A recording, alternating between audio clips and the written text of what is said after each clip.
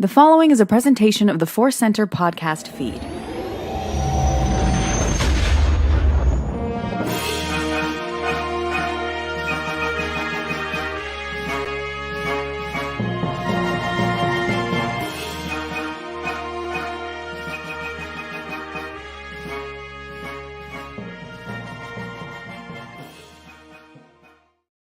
Hello, everybody. Hello, everybody. Welcome to ForceCenter Live. I'm Ken Napzok. I'm Joseph Scrimshaw, and this is my ginger whiskey. Oh, look at that. Look at the reflection of the ring light in the ginger whiskey. It's a visual poem right there.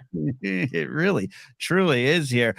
We thought we were all set up, and then I just realized, no, I had returned. Yeah, there's my camera. Hi, everybody. It's a Friday. It's 3 p.m. Pacific Guard time. I am going a little lighter because I might have to get in a car after this show. So, you gotta be responsible. I'm drinking just some tangy lemon lime. Is it a soda? It is a hard soda, you might say, a hard seltzer tonight. Yeah, those sneak up on you. I'm doing the opposite. I am not leaving my home again tonight.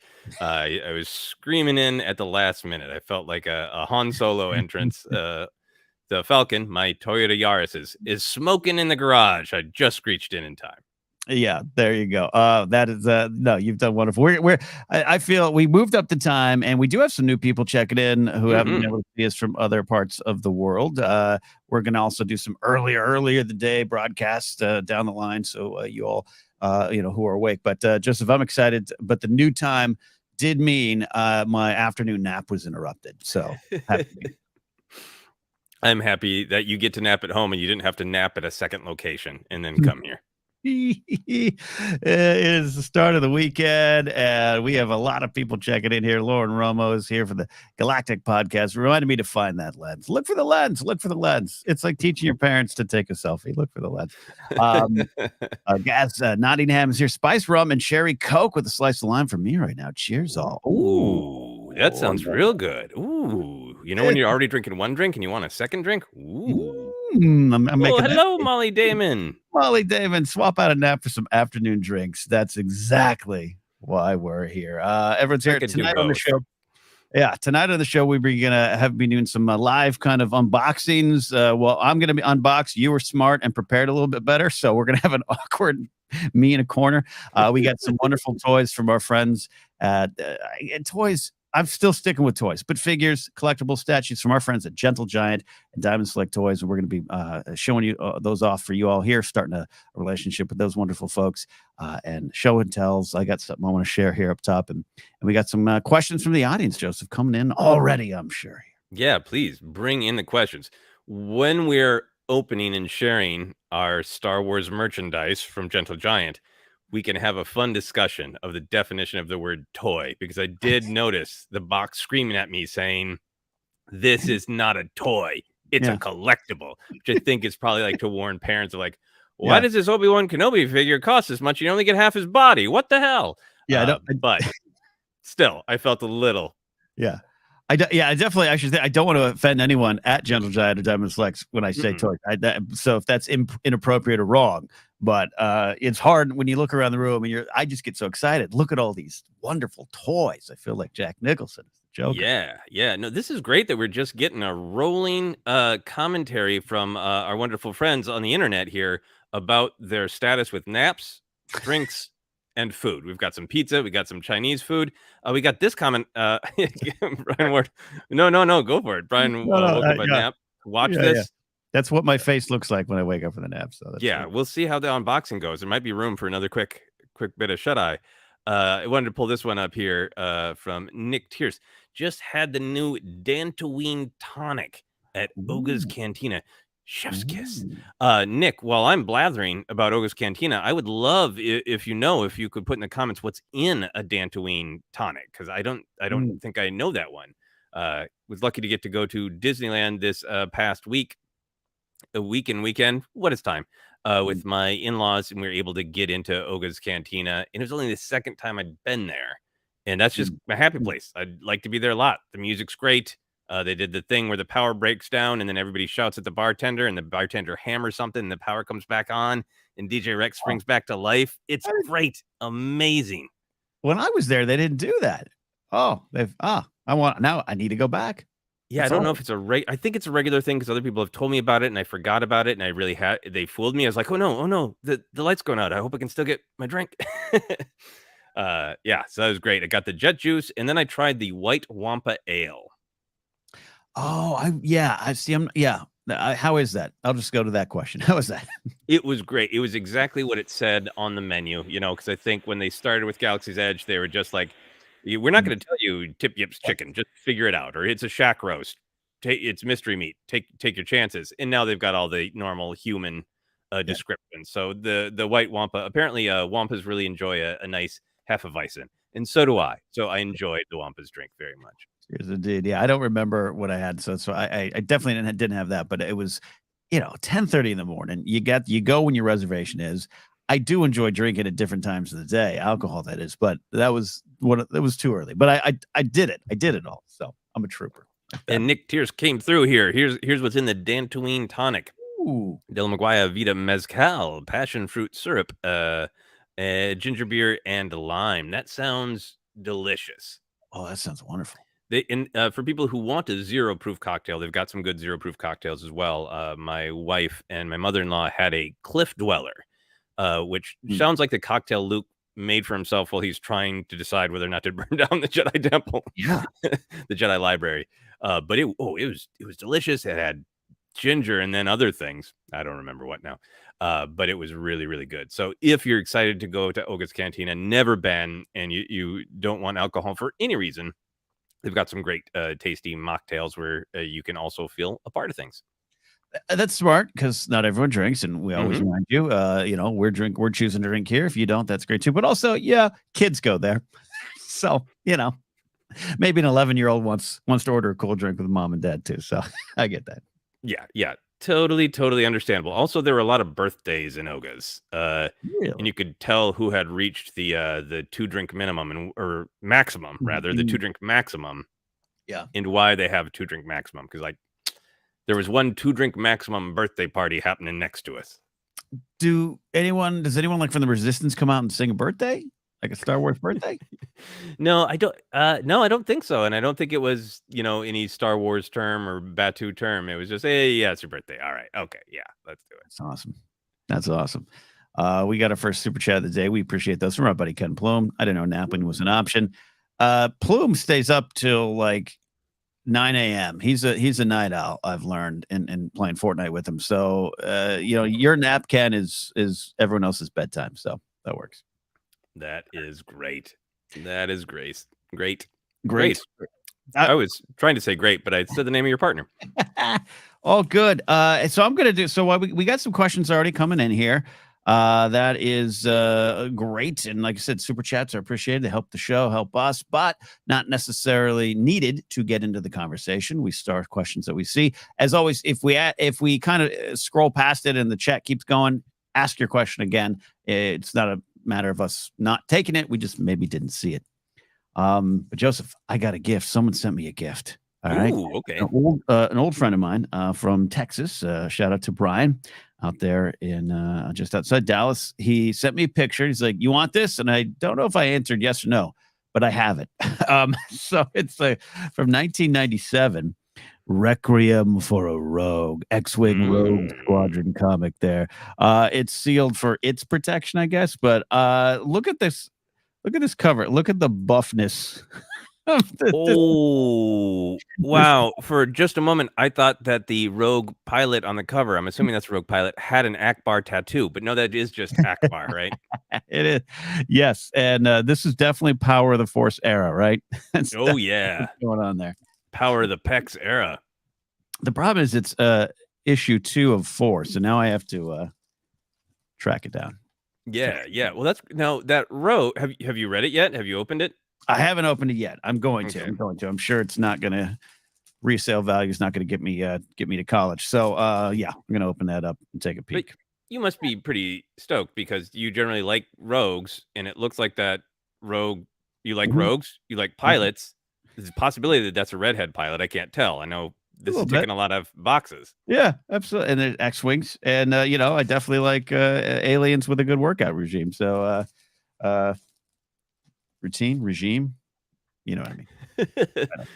Regime. Yeah, a regime. A regime, yeah. 90s era Star Wars art, indeed. Yeah, thank you, Brian Ward. That is, I want to see some of that art. Yeah, absolutely. Our friend Ken Plume here is also, he's, I think, serving as our unofficial, unpaid, but kind publicist, reminding us, congrats to you all on getting extremely close to your current subscriber ask. Almost time to start a new goal. I would imagine everyone who is watching us on YouTube probably does follow us on YouTube, most likely. Yeah. But we have been making that ask to get to 7,000. We've soared and then we've dipped. It's been very dramatic. And we're about 100 out from our 7,000 goal. Yeah, we are building these humble plateaus. So we appreciate all of you who've jumped on board and are hanging out with us here. And VLMG says, happy to see you in a good hour in Europe. You're just the best. Well, hey, we appreciate. We know it's only an hour, but an hour does make a difference. So we appreciate that. Thank you. Absolutely. That was a great show and tell, Ken. I'm looking around to see if I have anything to show and tell close by that I haven't shown and told before. Oh, I haven't mentioned this yet. I picked this up at Disneyland. It was a keychain, but I took the key off. Oh, yeah. It is a handy dandy wooden Aurebesh translation guide. And at different points, I've said, like, I just want to memorize it or memorize enough key letters that I can basically play Wordle when I see in Aurebesh word of like, oh, I have S and A and T memorized. So in context, I can guess that says beast, you know? And it was really fun because I got this at Disneyland the first day. I studied it. And then as like a trick to entertain my in-laws, I tried to translate Aurebesh without it as we went. And I did manage to figure out some various things in context. And it's just so great because it's, you know, everything's on the internet, but it's especially when we're doing the podcast, it's opening one more tab and all that. And it's wood. It's real. You can hold it in your hand. Oh, it's wood. For some reason, I thought it was leather, like it was a belt buckle or part of a belt. It's designed to go over your chest. I'm going to get two. And it's Aurebesh. It's wooden.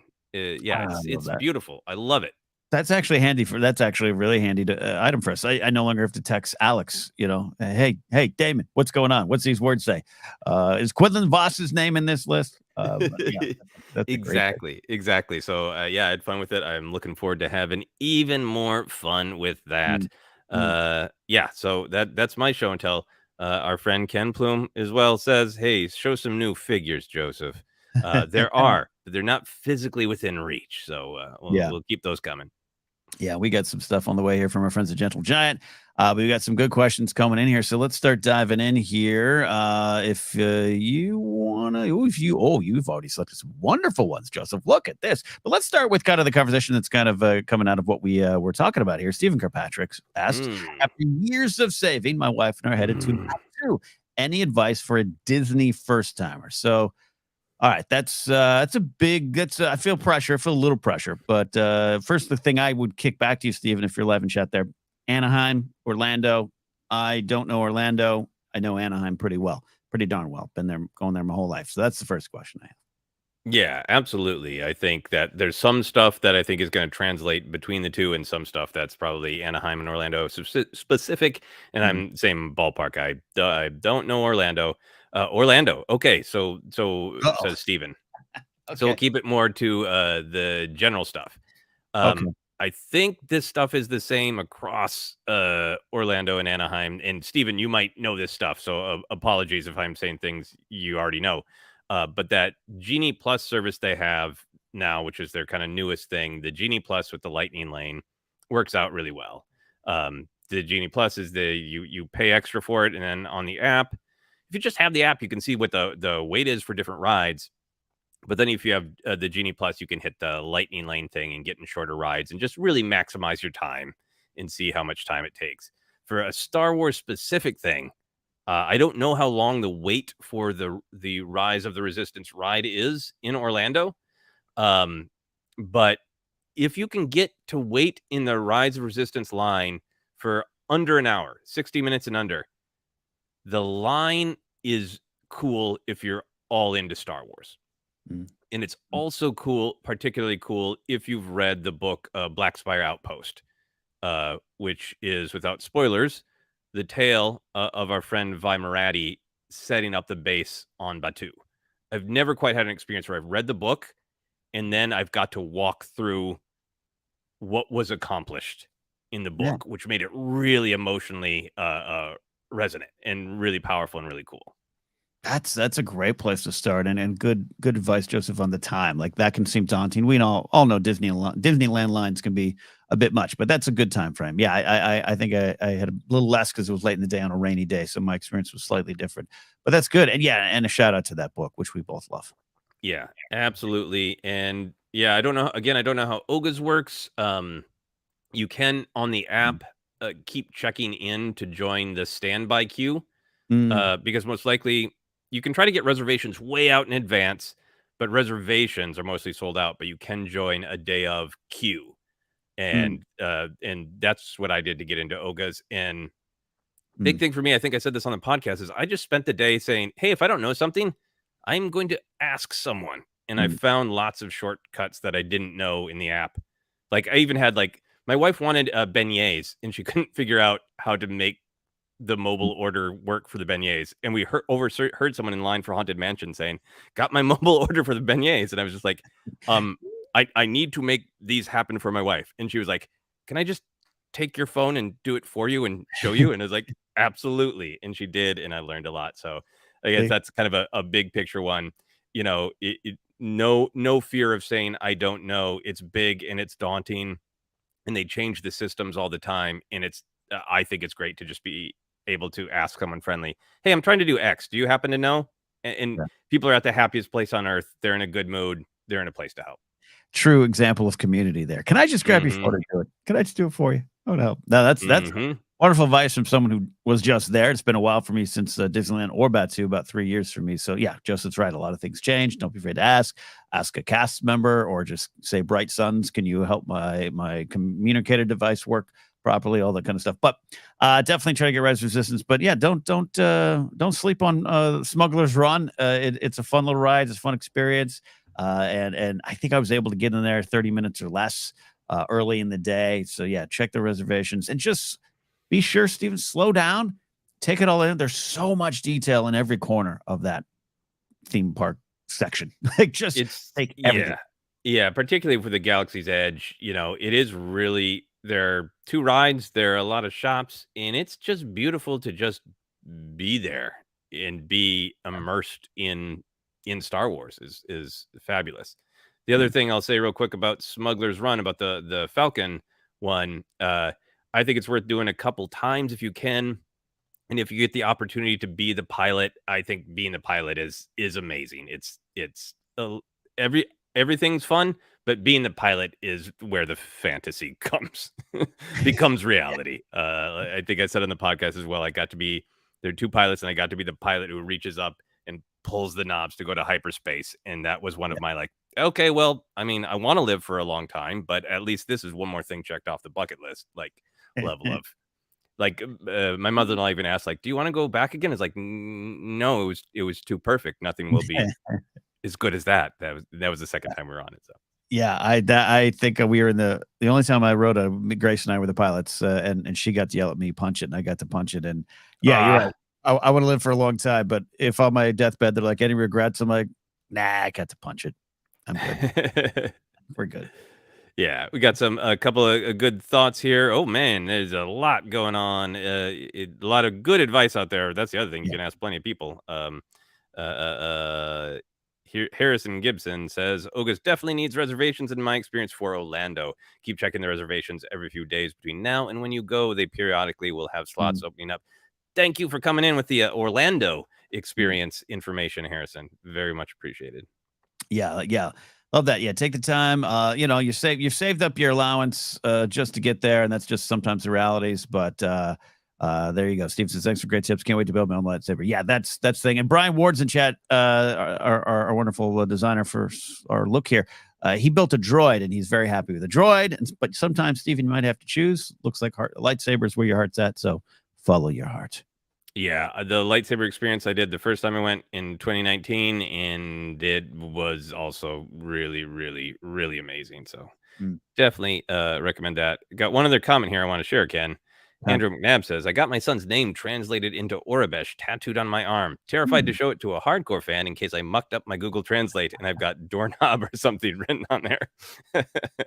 Understandable. Totally it happened. Understandable. Yeah, it happens. I think one time there's something I had up on a video in Aurebesh and it was all great. And then one person was like, yeah, 2 of the letters are reversed. You gotta flip them. I'm not gonna do. And you accidentally summoned a demon, right? Yeah, absolutely, indeed.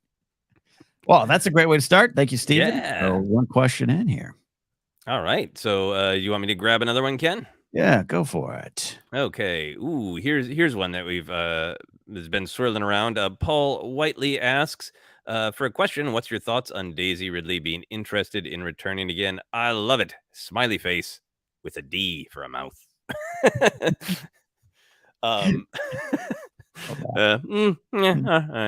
Everybody can see what I was trying to say.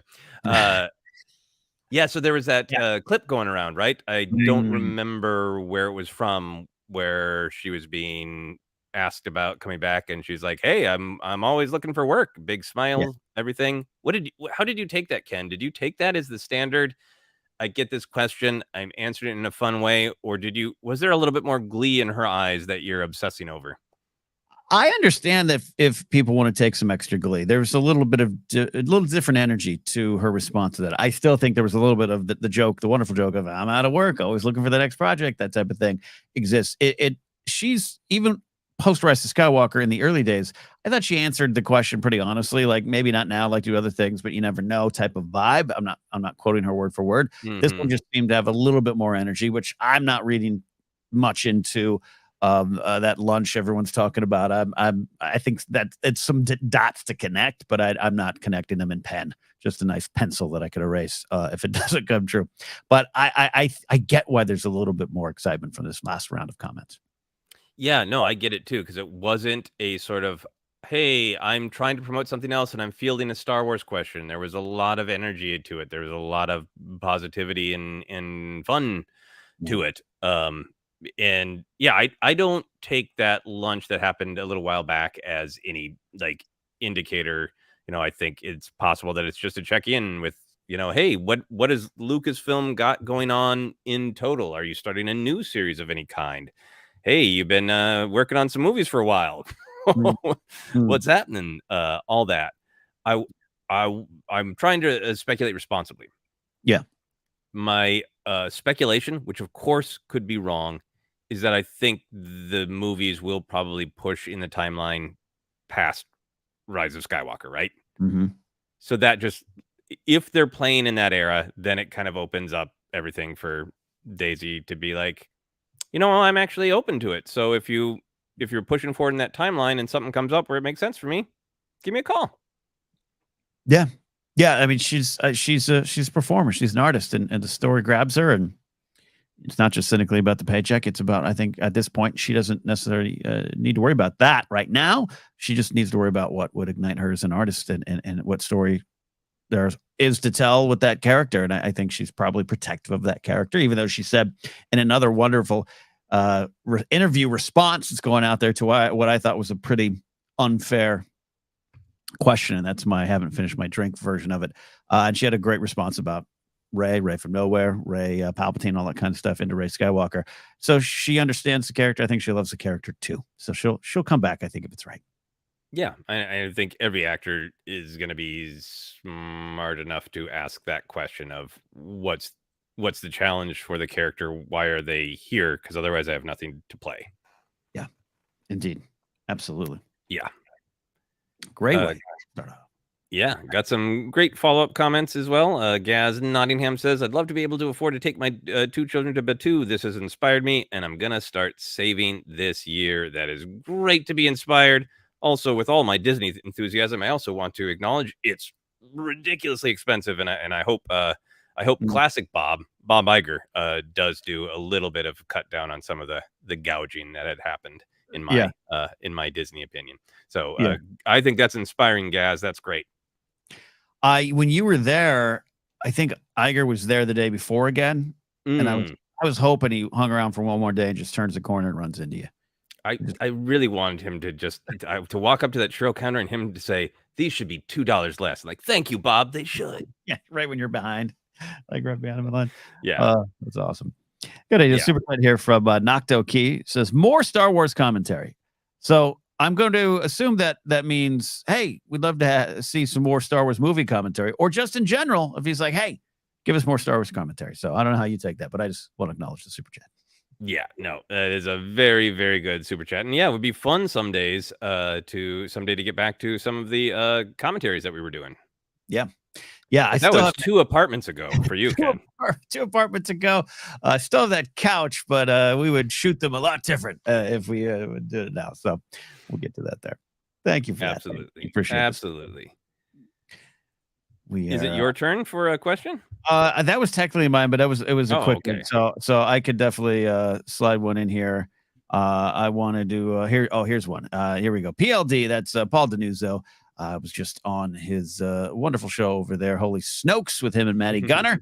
ForceCenter listeners here. Will Hondo Watch 2023 be rewarded by the end of the year? If so, which show would you most want to see him in? Joseph, Hondo Watch. It's, you're on that train too. Yeah, no, I mean, I think I could be wrong that I started rambling about Hondo Watch for Bad Batch. I wonder if he would have been in the trailers if he was in season 2. But that's my answer. I'd love him to show up in Bad Batch because I want to see him kind of early in the Imperial days, because in the Clone Wars we see him being pretty bad. Yeah, pretty bad. But he has these flashes, as we've talked about on the podcast, these flashes of, but he's got a little bit of a soft spot for kids, for orphans, for people who are, looking for the way forward. He does think he has his own code of honor. He tells Boba Fett that Boba's father Jango had a code of honor. So he's got that sparkle in his eye, right? Yeah. And then when we catch up with him in Rebels, looks like lots of things aren't going his way, including his posture. And that he's a little bit more of your fun uncle rather than dangerous criminal with the sliver of a heart of gold. Right. So I'm curious to see, did that start happening because of the Empire? Did his fortunes fall immediately because of the Empire? Right. Like, he got his pirate base destroyed in Clone Wars. Right. Right. And did he just never rebuild his power base? Because there's a part of me too, is like, is this Hondo with nothing? Right.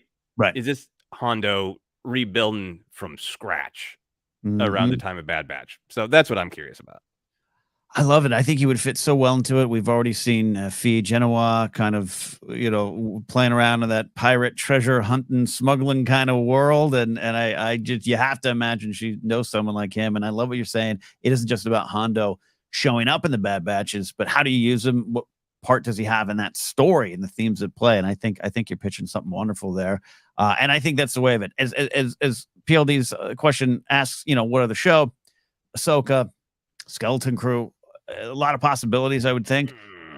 I these days, a character going to live action is obviously more than possible. Cad Bane's a great example of, like, the Bo-Katan one made a lot of sense, but it's Katie Sackhoff, and the character was designed around her, and cool, of course that was going to work out. You're gonna get Starbuck in Star Wars, let's do it. A character like Cad Bane, a little different. The design, the animation, everything about it, the voice, Corey Burton, it all worked out for me. I love that sequence in Book of Boba Fett. So it gave me hope that something like Hondo plus Rise of the Resistance, I'm pretty convinced that is Hondo in live action in the ride. So I think it would work. Just put that in the show. Yeah. Hondo briefly broke down. So it in a great way that looked like he was just totally gaslighting the audience, which is appropriate for Hondo. So that was, I don't want to say any other details. That was really fun. I think Hondo live action does make sense in Ahsoka or Skeleton Crew. Definitely something that Filoni has, influence on, because I think there's great love there. And I wonder also how he would be executed, because I think that it would be Hondo without Jim Cummings would be really challenging. Yeah, it would. And we, you and I and Jen have talked on the show about, Ahsoka, Ashley Eckstein, Rosario Dawson, again, Corey Burton, Cad Bane, all this stuff. I really do. Thrawn has been one of the things we talked about last week, and it's still going on. to me, it's truly case by case basis, and what works, and I think that Hondo voice, I could do a bad one, but you need someone who's an actor performer who could just come in and do it. And Jim Cummings, it'd be hard. It'd be hard, but we'd be open to it. But that's why I think Hondo and Bad Batch makes more sense for me. I think Hondo is always well written. I think he's always funny. But I think just the absolute amazing comedy chops of Jim Cummings really elevated him. Really sold him, right? Because he just always has a surprising take, and it's that's the thing that you experience as a writer that I always remember, like writing 3 lines and then you get an actor and they make one word funny. You're like, I can cut all of this because they just needed 1 syllable. I'm telling that's I wrote a sketch one time and Kristen Wiig turned a line into a joke, and on stage I went, I'm not an actor. In my head I was like, I can't do that. I can't do that. I'm out. That wasn't even a joke, and she killed with that line. So I know what you mean, and Jim Cummings has that ability. So yeah, I'll remove the part of saying you're not an actor, but besides that, I agree with you. You're an actor. You're a better actor than me. I'll just say that. In this just for you, I have the videotape. I just go, oh. But you just did an amazing acting job portraying yourself. There we go. 15, 20 years ago. Before I kick it back to you for a question, I do want to highlight the Sabersmith. Hey, Force crew finally made it to a live show. Thank you. We really appreciate that. Welcome to a very warm, wonderful chat here. And everyone is welcoming Sabersmith with open arms, as always. Yeah. Everybody here is greeting everyone. It is extremely awesome. Let me jump in and find here a question. I just saw the keyword burrito, so I'm going to grab that one. Malcolm Montero says, feels like you guys are the most qualified to answer this. Which Star Wars character would be most likely to have their own brand of frozen pizza or burritos? We were just on Hondo watch, and I kind of feel that's my first answer. Like, it's a pizza. It's a burrito. It's all Hondo. So, all right. So this is great. I love the serious questions, and I love these almost more sometimes for just getting silly. Do you take this question, Joseph, as in world, they get a sponsorship, like they're an influencer. They get, even today, we're working with the wonderful folks at Gentle Giant. Are you taking it as that or something more in our real world? I'm taking it as more in galaxy. Okay. Because we could answer it both ways, right? That's true. Yeah. So I got to go with my guy Wrecker for burritos, maybe some frozen taquitos, just a line of frozen foods with the Mantel mix. Maybe that's its own thing, but like, I'm Wrecker. These are Nerf nuggets. Like, that's perfect. That's what I want. Just his picture on the side of the box. Maybe Brian Ward could work up that photo. King, just Nerf nuggets. Wrecker endorses. Yeah. Well, if Wrecker had burritos, what do you think he'd call them? Wreck wraps? What would he call them? Wreckitos. Wreckitos, I think. Yeah. I'm gonna really try to remember as I sip my drink to not say anything about the upcoming episode of Bad Batch. But I think you're on track with Wrecker. Yeah.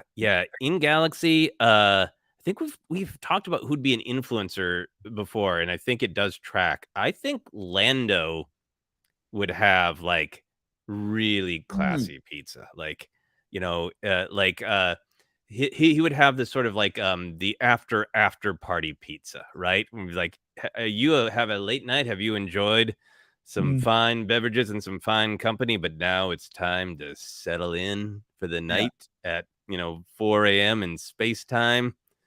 You're like, try Lando's Disc of Delicious, and then it's frozen pizza. This is great. And David McKay, aka Channel 19, backs you up. Lando's got that carbon freezing setup on Cloud City. He's got Ugnaughts, just little chef Ugnaughts, right? Yeah, right. Like, I have cooked, and they go in the carbon freezing. Emerald says to the Wrecker one, they explode in your mouth. And then you got JC. Lando's pizza would have fancy scarves as the napkins. Yes. Each one comes with a little bit of a napkin, and if you get like 10 frozen pizzas, you've got a whole napkin that you can combine into a scarf. I love it. That's great. That's great. We're having fun hanging out, asking questions. Pretty soon, we're going to open up some gentle giant figures and display those. Having a lot of fun. Amaranth, speaking of that, has this question here, Joseph. Thoughts about appropriate food/drink pairings with Star Wars shows, either in universe or real world. I want to sample all the sugar cereals I was denied as a kid while watching The Bad Batch. Super chat and the constant support, Amaranth. I love your comments on all of our videos on YouTube. They mean a lot. This is appropriate food drink pairings with Star Wars shows. Real world, you're great with you and Sarah and the cocktail collection got going on. You probably have some Kenobi thoughts and so forth with that. Well, the last time I watched Kenobi, I did have a frozen pizza, which was wonderful. But yeah, I'm trying to think of what would be what would really pair nicely. Yeah, you know what? If so I am Disneyland obsessed, I apologize. In Anaheim, there is a restaurant near Disneyland called Puesto, which is just really, really great gourmet little tacos. And they recommend 3, but 3 are they're so rich. They're so good. But each one is full of nuance and flavor. So I think if I had enough time with that Puesto menu, I could buy 6 tacos and eat one with each episode of Kenobi to reflect the emotional growth of Kenobi. Start with one that's like, maybe just a little less flavorful, a little bit more dour and sad, maybe just eating veggies. And then build up to the spiciest, most alive taco. He raises his arms and tacos fly into the air for that final episode. Yeah. That's everything about that spectacular. It's almost like you had that question planned for months in your head. Tacos and Kenobi together at last. In terms of real world pairings, if you're sitting down to watch a Star Wars film, like I don't know, something kind of fun. I'm a big fan of a lot of Mexican restaurants locally here. Get a big spread, some chips and salsa. It makes a little noise, so it's not a great pairing with movies you haven't seen before. But Star Wars fun foods, a whole Thai food order for me. And then, I'm always going to toss a rum and Coke. I don't have the sophisticated pairings down, Amaranth, because when I'm sitting down to watch Star Wars, it's such comfort. So a plate of peanut butter and jelly sandwiches would work with me. In fact, that might actually be the answer. Yeah, absolutely. But I do need to try actual cereal. I can't remember the last time I've had cereal. For Bad Batch, because it's just such a Saturday morning. Even when it's dark and heavy, it's a Saturday morning fun time. Look, it pairs well with Andor, as we know. So watch Edie and Cyril eat the cereal. I think that's a good idea.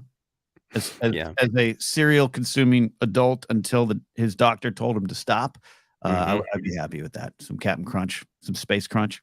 Yeah. Oh, I haven't had it since I was a kid, and I tried the other week some cream of wheat.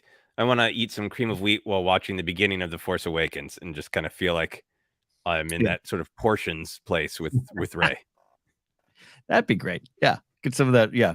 Amaranth reminds me about English muffins. I know you love English muffins as well. That almost kind of looks like what Rey makes the bread. It's a bread roll from like Wood Ranch, but it also could double as an English muffin.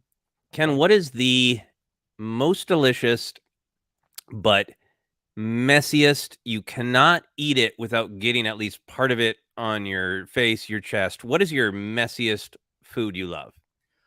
It is definitely Grace would say anything, but chips and salsa. Okay, it's embarrassing when I look at my plate my tablecloth compared to the person in front of me. Okay. I think just maybe sometime we should do a live commentary with fully loaded chips and salsa, like with guacamole, with everything, multiple dipping sauces, mayonnaise, and do a live commentary of Solo, because I feel like Han Solo is the messiest eater in the galaxy, right? Another reason I probably identify with him a lot. Yeah, absolutely. He doesn't clean up that floor in that Falcon. Doesn't need to. Yeah, he has a lot of those vests. He has 18 black vests because they all have space salsa on them. Yeah. Yeah. Absolutely. Great stuff. There you go. A lot of people are following up with the food stuff. Some Alderanian nachos. I love that. There's a lot of stuff with Jabba and pizza that I saw earlier. Jabba's Pizza Palace. We also got nice. Papa Palp's Pizza Palace, and then let's not forget, as the Graham DeLorean says, Pizza the Hut. If you're a Mel Brooks fan. Yep. A reaction here from JC. Wait, WTF mayonnaise with chips and salsa? Explain yourself, Mr. Scrimshaw. I have never tried it. That was an attempt to say a comedy thing that was deeply wrong, and I'm going to assume by your reaction that it was successful in being deeply wrong. Hey, I haven't done it in a long time. I used to convince myself that I liked sour cream on spaghetti. It wasn't bad. Oh, yeah. I was thinking in my early 20s. Yeah. I was like, what if I did this? What if I did this? All right. I'm going to grab another question because I'm getting really hungry. We got this super chat from the Cali Kid. Thank you very, very much. Very appreciated. PSA. I noticed some of these Kenobi figures at Target. Star Wars, the Black Series, Ben Kenobi, Tibidon Station action figure, Target exclusive. Excuse my reach. Floating above my desk here, staring down at me, is the action figure that we're talking about. Oh, get beyond the... I'm going to frame him by the ring light. Look at him. It looks like the Force is calling him. He got caught stealing that meat for the Yopi right there. No, this is so beautiful, and I think I've mentioned it before. I pre-ordered this figure out of desperation the second it was announced because I never know when, especially exclusives, are just not going to be available. Yeah. And then we had a wonderful, I think, Power of the Force submission saying, somebody who deeply wanted this figure and had a wonderful surprise to find it. And when that came in, I was like, wait a minute, I better pre-order that. I forgot that I already pre-ordered it. So I am lucky to have 2 blue Kenobi. Oh man, Rich said Jedi Jesus. You had him framed perfectly, like he was a glass painting in an old chapel. And yeah, great. So one of them blue Kenobi coming out to box real soon. Love that. Great stuff. Yeah, I still I haven't bought a figure in a while, but I'll tell you what, man, I took some of those Kenobis. I turned the corner at the Target or any store, and I don't know, I might have to again. Just there's something about that thrill of discovering a figure when you turn the corner, when you go in there for milk and cereal, and you end up with a figure. Something fun about it. There's nothing like it. There was a comment here. Oh yeah, Ethan Truman says, and I do agree. It needed a chest and an Anakin saber hilt. That would have really put that figure over the top if it came with the chest that he unburies from the sand and had both Kenobi and Anakin's hilt. That is the thing that would have really, really elevated the figure. But I love that. Very much agreed, Ethan. Love that indeed. Some questions here coming in here. It's funny. Joseph and I finally realized we can star comments and make it easier to discover it. But there's so many good questions. I'm still having to scroll through all your wonderful questions to discover what we want to answer. Well, here's one. There's another super chat I want to highlight. Thank you, VLMG. Before you have to go to bed over there in your neck of the woods, are you going to Star Wars Celebration? Joseph, we've mentioned on the show a little bit, but sometimes some of our plans were in flux. But now we can say that you and I are going to be at Star Wars Celebration London. Jennifer, probably not. But stand by on that. You never know. But for you and I, tickets purchased. I now know where a Eurostar train is. I'm ready. I'm going to be there. We are there for sure. Yes, we've had tickets for Star Wars Celebration for a long time. So we said, we got one of the 3 sets of things we needed, which is also plane tickets in a hotel. So we are locked and loaded. We'll be there for sure, and we're gonna try to plan things. We'll have, if nothing else, we'll have an informal meetup that we tweet about. But so excited. My wife and I briefly lived together in London right when we got engaged. We planned our wedding walking along the Thames. We got our wedding rings in London. So it's going to be so great to finally go back for such a cool reason and with so many awesome friends. Yeah, I'm excited to get there for the first time.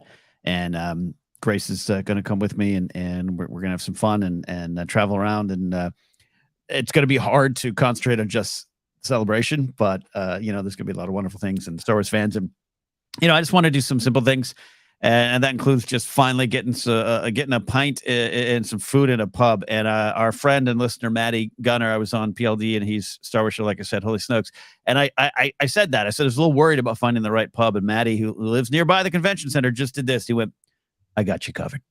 So Yeah. we're good. We're good. Yeah, there's one in particular. I don't know if it is the world's greatest pub by any means, but it was the one closest to where we lived 15 years ago. So I very much want to take you there, Ken. Oh, we got it. You're gonna have so much fun with the. I love the pub names. It's the something and something, always beautiful. Often, just upsettingly violent name for a pub. Love it. Love it. So it's not like we had out here a long time on Sunset, Cat and the Fiddle. It's more like Sword in the Fiddle, or Cat and the Sword, or Murdered Cat. Really is. It is the betrayal and the axe. It's intense stuff. It's great, and great for to go to Maddie for advice. Yeah, no, and there's a lot to do, and a lot of, I know we should just maybe answer now. So this question. We aren't necessarily going to be hosting any kind of panel or podcast type of thing. It's always a good chance we'll be guests on anyone else's show, but we actually pulling the curtain back didn't really apply for one this year. It's a little bit of an extra angle of little extra level of work. Not that work's bad, but just the idea of just, hey, we wanted to experience this celebration a little bit differently than the past, but good chance we'll be on some stuff. We don't know, but a lot of people ask those questions, and a lot of wonderful people announced today that they'll be on the Holy Net News stage, and we're so happy for all those shows. And we'll see, and we'll cheer them on too, or maybe stop by and say hi. Yeah, I think we're just coming from, we want to be able to cover the news. We want to be able to cover the big panels when we can. And then we also want to be able to wander the floor looking at action figures and have meetups with ForceCenter fans, and want to leave ourselves some flexibility for that stuff. Yeah, absolutely. I might go to Hyde Park and scream or something. Is that what you do there? What do you do? Debate in Hyde Park? What do you do? You can do anything, really. This comes to us from our friend Lauren Romo. The celebration FOMO is setting in. I understand it's a huge thing if you're in the old States, or really anywhere that isn't the UK to get there. Easier from Europe, all those things. But I know a lot of the friends that I'm normally excited to see at Star Wars Celebration might not be there, so that is a bummer. Yeah, and I get it. And I didn't go to 2016 London, but it's only fair. And there's so many wonderful fans over in Europe, and specifically the London area. It's so tied to the history of Star Wars, so it just makes a lot of sense. And yeah, everyone had to lug their luggage out to our backyard. You and I got a little lucky, just had to drive down the freeway. So it's our turn to go over there. It's gonna be fun. Yeah, absolutely. We have an opportunity to plug. That is coming up here from Big Lou. Oh, Big Lou says, I need that shirt, Ken. Well, Ken, we have some information about where to find this shirt. Just go to Brian Ward's TeePublic, where you can get 10 cents for a shirt. But no, Brian's got a wonderful collection of the designs, and once he tweets them out, they're kind of like exclusives. You got to go and get them fast, because Bob Iger comes and tags them, and a lot of them get pulled down, including ours. So you can go to teepublic.com/user/ForceCenter for some of our shirts. The Speculate Responsibly shirt. A lot of other stuff is still up there. And we'll try to put some stuff up there again, and maybe retag it so Uncle Bob doesn't see it. I'm kidding. It's not Bob himself. Sometimes it's just bots and algorithms. But yeah, check it out there. Brian does. Like I said, I got rid of pretty much all my Star Wars shirts. I've kept the ForceCenter ones and Brian Ward shirts. I just absolutely love them. Yeah, and I gotta reorder the Dex's Diner one, because I had just an utter comedy of errors. I tried to order Dex's Diner for the last Star Wars Celebration. Somehow I accidentally ordered two, and they were both a woman's cut. So I tried both on in the morning, and I was a little hungover, and was like, wow. I'm like, oh no, these are the wrong shirts. So I'll be ordering more Dex's Diner shirts soon. Yeah, absolutely. Love it. All right. So, Callie Cat says CouchCon 23. And We understand. So thanks for that question. Now I think Joseph, we'll do a couple more here. Then we'll look at unboxing some figures here on the show. Yeah, absolutely. I'm scrolling through here. Hey, this one's from Rich T. What do you think of updating the 80s droid show for modern canon? 3PO meets many droids. They could make that as a storyline that helps him begin his droid spiring that we see in the sequel trilogy. As I was reading this question, I was thinking, hey, yeah, it's droid spiring. And then by the time I got to the end of the question, Rich T nailed it, in my opinion. I love that detail on the publishing side that Leia, after all these years of working with 3PO, understanding his skill set, said, hey, why don't you be in charge of, how we don't really listen to enough and you feel overlooked?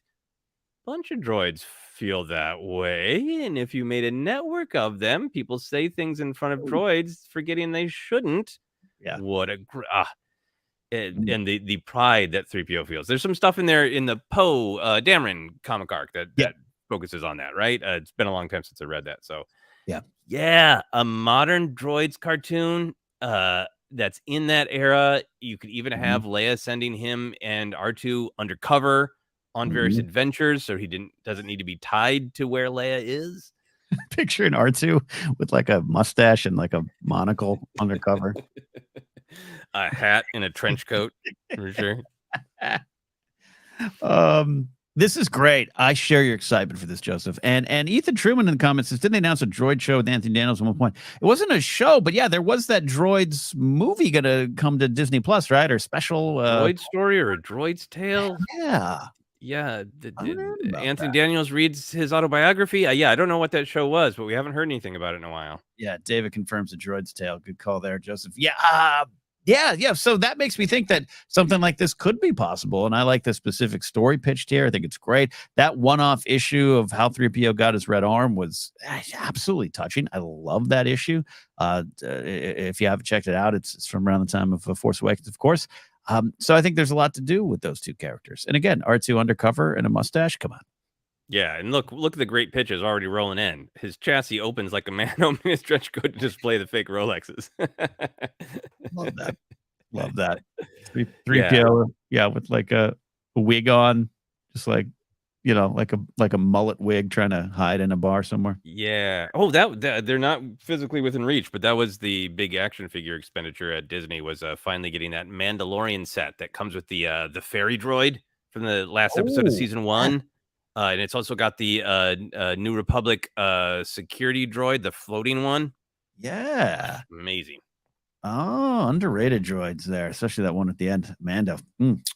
Love it. Mm-hmm. Yeah. So I think, and this is also like with the Ewoks cartoon, like it might be a tougher sell. Like, what do you do with it? Do you have them speak their language or subtitle? What do you do?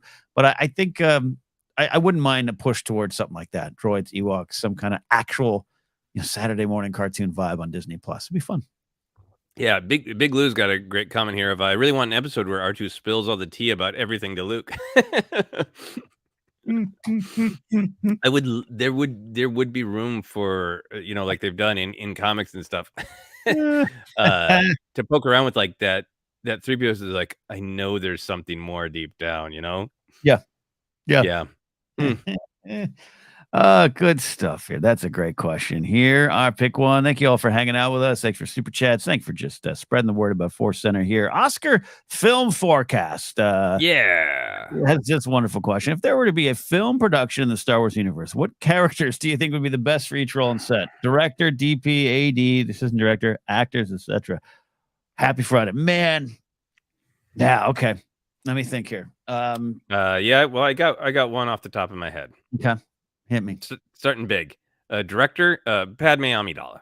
That's beautiful. Because directors, in my opinion, should be organized, should know what everyone on set might need or want, should be able to hold on to a big vision and their emotion, but also communicate to everyone with respect and bring them on board. Padme is somebody who understands the big picture, is not going to back down on her vision, but is going to bring everybody else on board and include them in her vision and make them feel good about being a part of this vision, carve out room for them to be creative, and also, wrap on time Yeah. and take proper SAG-AFTRA breaks. Padme, nail it. That's a beautiful answer.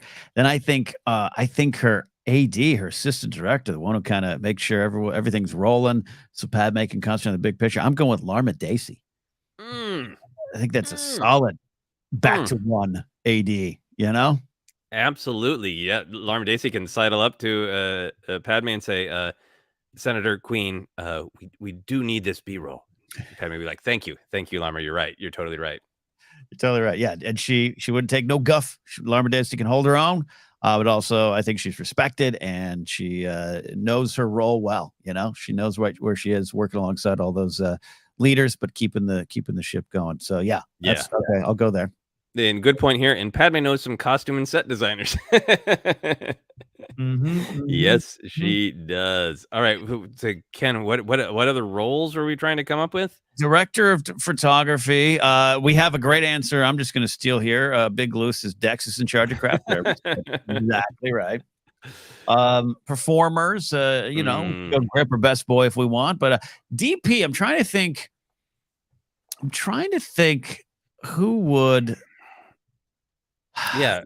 Who would appreciate I'm even going to like Andor. Gosh, I know Nemec, but Nemec would be more of a writer for me, but he'd be a good DP because he could just see things that other people can't see. But Gorn, who's Lieutenant Gorn, right? Oh yeah. So he's got some authority, he knows how to run things, but he appreciates the beauty of that world. He appreciates the Aldani and what's going on. I think someone like that who can see the world and see the beauty in it is someone I want shooting behind a camera. Yeah. I'm going to go to Sabine for director of photography, for cinematography, because she's got an artist's eye. Man, there's a great exchange in the lead up to going into the world between worlds where they're analyzing the artwork. Ezra has the sort of the insight on Force lore and in history, but Sabine can read art, and they come across I can't remember what detail they come across, and Ezra's like, does that mean anything? And Sabine says, Ezra, it's art. Everything means something. So great. I think she'd have a great eye. And color design is a part of cinematography and director of photography, and Sabine's good with that. Yeah, Jared Cozell says Sabine is production designer, set director, but DP definitely fits as well. I think that is a great answer. And then Ken Plume reminds us all, just don't let Palpatine be the secret investor in your film. That's true. That does. Palpatine does track for the secret yet evil money man. Oh yeah, I mean he would be making. I mean it is kind of canon. He's making the propaganda films, right? Like always shoot me from below. Yeah. So yeah. Everyone's got great answers in chat. I think you're seeing them too. No, I'm in my own head. Mace Windu is script supervisor because of rigidity and attention to detail. That's beautiful.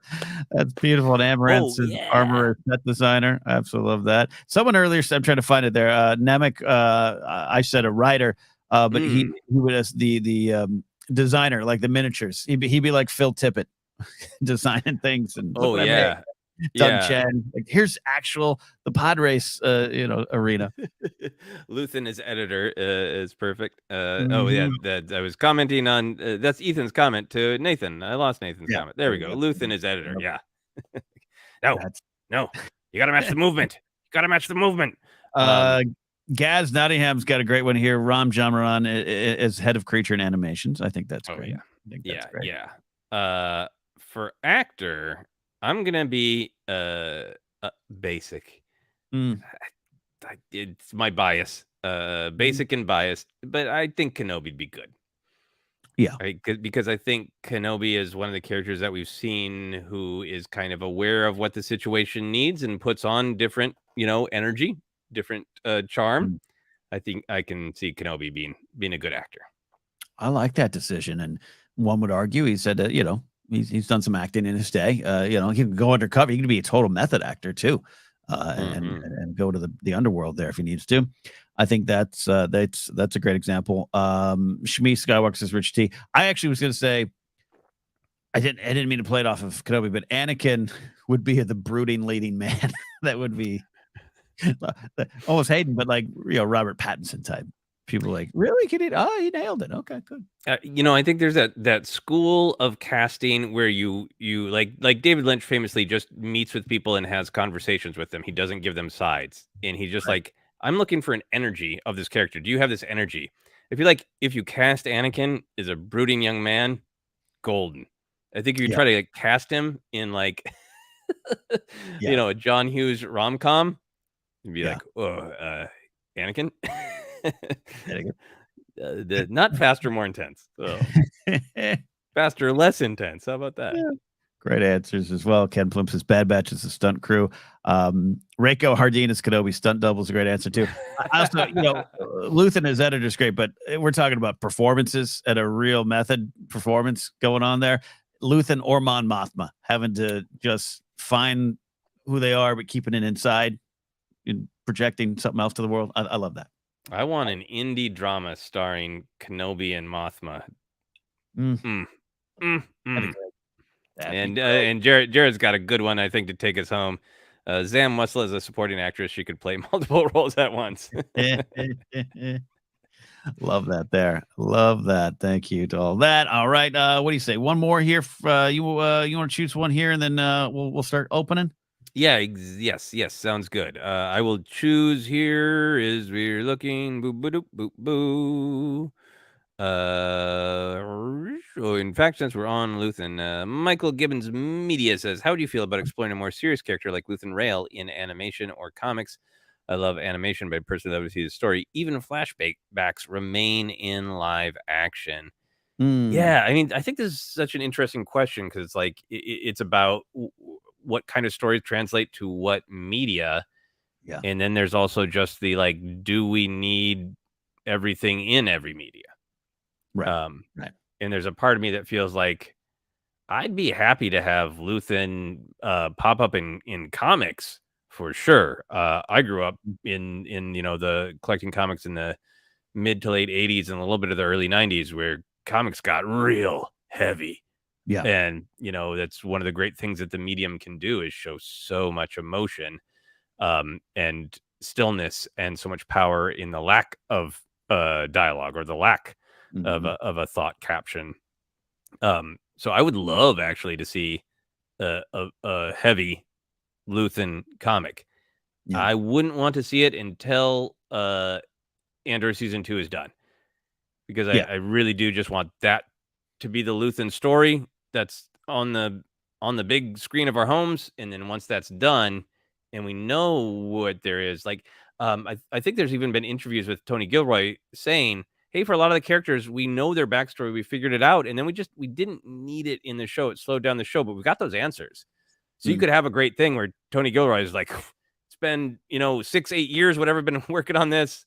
25 was what it feels like. I made my Star Wars. I'm out. Here's the ideas if you want to do anything with them, Lucasfilm. Yeah. Yeah, I like what your idea of kind of a serious graphic novel style in the comics. I think that's be a great way to handle it. He could certainly fit in animation, Bad Batch, and all. I mean, he'd totally fit. But there's something. Obviously, people are pulled in by Stellan Skarsgård's performance, as they should be. That have one of his sons, I guess, play a younger version if you're going back in time to another live action show. I'll say this. I want to know if just for some nuts and bolts, connect the dots kind of answers, like, hey, where did he factor into the storyline? I do like that kind of canon answer sometimes. But with this character, I'm happy just to learn it through dialogue or learn it through what we experience, and then maybe comic, like you said, something else later on. I'm not saying I want to not, never know, but I'm happy just kind of dealing with Luthen as he is right now. So yeah. Agreed. Laserbolts Videos has a follow-up coming here. It's the same as having Omega in live action. It won't happen until Bad Batch is over. It loses the stakes knowing what happens to her. That I think that's a really great point of the way we jump around in the timeline in Star Wars. You got to be careful of with an active show going on. Absolutely. Thank you, JC. Quick little thanks for all the positivity. We appreciate that. There you go. All right. couple programming notes, questions coming in. We'll get to those in a second. All right, so we admit this is going to be a fun, messier segment. We didn't plan this out. We're going to figure this out. I have boxes to open. Joseph was smarter and prepared a little bit more. So how do you want to do this? So here's my deal, Ken. The lovely folks at Gentle Giant sent me 3 Star Wars items. I had time to open 2. The third one's even bigger, so I'll save that. Got it. So I have 2 to open. How many Star Wars items do you have to open, Ken? I have 2. Okay. So I think I will share one of mine that's mostly open, and give you time to open your first one. All right, perfect. All right, so here's we'll even do this here. I am going to do the old solo layout. Ooh, so there we go. All right, okay. All right, there we go. The solo layout, so much pressure. All right, it's in the box but open, so I can pull it out quickly. The wonderful folks at Gentle Giant sent me one of my favorite characters, Emperor Sheev Palpatine. The restored Emperor, which I absolutely love. I will prattle as I pull him out. I wanted to be able to show people the box. There's a wonderful picture of him on the back. Unfortunately, Mystical Steam is not included. I would have had to pay extra for that, I think. But hopefully I can get that. Maybe I'll make it with some cotton. I will make it with cotton. I will make it. Do it, cotton. So I would have happily clicked the please can I have this one box on any Palpatine.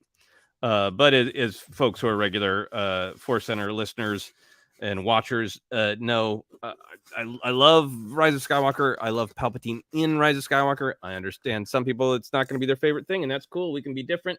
But there's just such little merch. I have a Funko Pop, and I got this. And there isn't there's not a Black Series.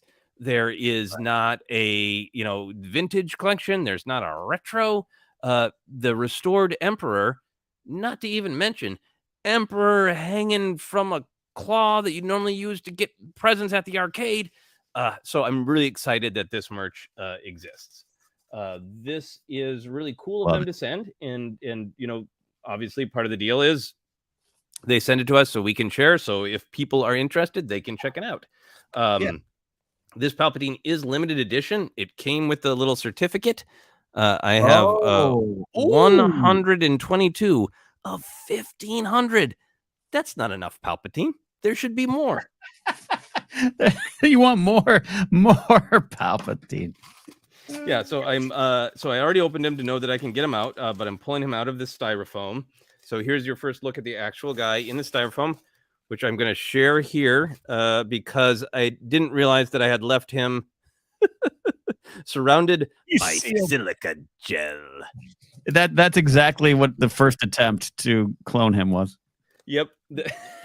And it does say dangerous, do not eat, which I think is about silica gel, but also about Sheev Palpatine. Unlimited Palpatine, says Jay from nowhere. I'm pulling him out. And this is really fun for me because I'm normally all about action figures, so I'm really interested in the idea of a bust. Bust. Okay, so first we will study the face. Look at, I mean, it's got the absolutely beautiful, horrific Palpatine forehead. One of the things that truly makes him unique among evil wizards. He's an evil space wizard. But look, hey, you can get tortured, weird brows from any evil wizard. But it's when you go up the head and you get into the ridges that it looks like his forehead is shocked. It looks like he really opened his eyes big, and then his head stayed that way. He's got a great sneer. He's got rotten teeth. Ethan says, nice snarl. Asymmetrical ridges is Amaranth. Beautiful. Yeah, look at those teeth. Look at them. So rotten. For comparison, if you're taking liability photos, you have a comparison shot. Could you just hold it up to your head? How big is the bust compared to your head? Oh, that's sizable. Okay, I've been around. No, I mean in person. I know how big. Yeah. Okay, now I got. You're aware of how big my head. There's some weight there. Yeah, so then I love that it's posed so the hands are up. The other, I'm trying to get a hand close to the camera. Okay. Oh yeah, there you go. There we go. So I'll tip it. His fingers are dirty. It's like he was eating Cheetos covered in human ash. Human ash Cheetos. That popular thing everybody wants. So I love the restored Emperor because we've all joked about it, but the sucking the life force from the dyad of Rey and Ben, it reinvigorates him great. But then he's also like, and I'll make an outfit, and there's electronics in it in my belt. It's so awesome. Truly, almost like he was like all those years was jealous of Vader. I would like electronics in my belt. And then so the thing that really is something that I enjoy. I have to wrestle with. I showed it to my wife, and it really embraces the bust, right? Because here's what happens: he's on a plinth, and his robes just sort of cascade over the plinth. And they lie nice and flat, so I like it. But it's really this interesting sort of like, if it just cut off at his waist and nothing happened, fine. But like, look at this. Palpatine's got back. Like so everything conforms over the base of his bust. So you almost have to embrace this. Is Palpatine had this made of himself, knowing it's a bust, because it almost looks like it's he's going to turn into like some southern gothic woman, like Daisy from not Daisy, who I mean, from Super Mario. Yeah. I love it. So he's got himself a Palpatine bump there like that. Coruscant face and an X-Gold booty. Sheev bust. Yeah, I like big busts, and I cannot lie. Says beautiful. That so you I'll bring myself back here. You as a Palpatine fan, the joy was palpable. Get it? Yes. No, it's really great. And the other thing is, like, you can kind of pose him with things. He can look like he's holding things, which is great. Don't entirely fit in his hands, but I accidentally let the card of him fall into his hands, and it looked like he's celebrating himself. Like, yes, me, aren't I great? Some people were suggesting he could hold pens, cables. You could string some USB cords across his hand. Maybe your cell phone charger. Yeah, I might need to do that. I mean, like, look, he's going to keep my earbuds from getting all tangled up, right? Yeah. Yes. And absolutely. The people at Gentle Giant wanted to make a great bust to, we'll say, honor Palpatine in a way. But could you also put your iPad in there? Could it double as an iPad? Yeah, because you can find those Grogu, Vader. Yeah. I would consider that there. That is wonderful. It's what you holding it right there. The face detail, the sculpt on the face is so good. It looks like Ian McDermott on set to me. It really does. Princess Peach, I'm ashamed to say, is the name I was forgetting in my Palpatine glory. He's got a little bit of like Princess Peach dress explodes energy. Princess Peach is deadly. Love Just that. Say that in Super Smash. Yes, indeed. All right. Well, I'll slide in here. We'll bring them all back up again. Yeah, I just need to pop this up because Amaranth is helping me with words. Bustle. Yes, he's got bustle. Sheev got bustle. Thank you, Amaranth. Love the bustle. All right. Here's what we're gonna do here. Bear with me, folks. There you go. All right. Look at this. We got this lad here. Look at this lad. We got Daenerys watching in the background, probably jealous. This Kenobi. All right, now here's the thing. First of all, so this figure, some crinkles for you ASMR fans. This is 2021 web exclusive, 500 in the edition. I do have the card, but I don't have a number on mine, so this is a Infinity. It comes with the mouse droid right there. So the mouse droid can deliver important information back to Vader about their prisoner. It's approximately 10 inches tall, and designed and sculpted by the fine folks at Gentle Giant, as we said. But I got to say this right here, right now. This, I lift weights regularly. This is straining my forearms. This is This belongs in a very, very like gothic library, like on a bookshelf. It's so wonderfully just robust. That's the word I'm looking for. Amaranth, pick out a better word. That's it's amazing. The detail. This is the first time I'm seeing it. This is a live reaction. Look at that. Look at that. Looks like Carrie's sitting there. Yeah. Sorry, didn't it looks like that Leia could prop up books and give you a, have you read that yet? Yes. Oh, like she's like, yeah, little slow for a reader, huh? Like, have you actually read Infinite Jest, or is it just out on your bookshelf? Yeah, there's the detail on the floor, and obviously this is a classic Leia pose, classic Leia scene. But I've always said that this scene means a lot for me because this is where the commercial break happens on the VHS TV copy I had. So it's an important scene for me. It is really just obviously Leia, great. It is beautiful as a statue. The contrast between the hard edges of the seat and the elegant swoop in her clothing, and just her general, like, I mean, it really is like a gesture drawing. Like if you're in art class and you have a model who strikes a pose and just holds it for 30 seconds and you try to capture the energy going through their body, not a detailed drawing. Right. Like it's got that kind of like just the swoop and the energy of her pose is magnificent. Well said indeed. And this is a thumbnail photo right here if you want. Yeah, the detail and everything here. This is what they do. They do nicely. So well, yeah, the textures are great. It's heavy. Yeah, I got a question about the mouse droid I saw. And the floor it does not roll, but the detail, and look at this MSCE right here. And you can say whoosh, right, and make it go. Look at this. We got Kenobi staring, trying to get the message of hope to the future Leia here. So this is the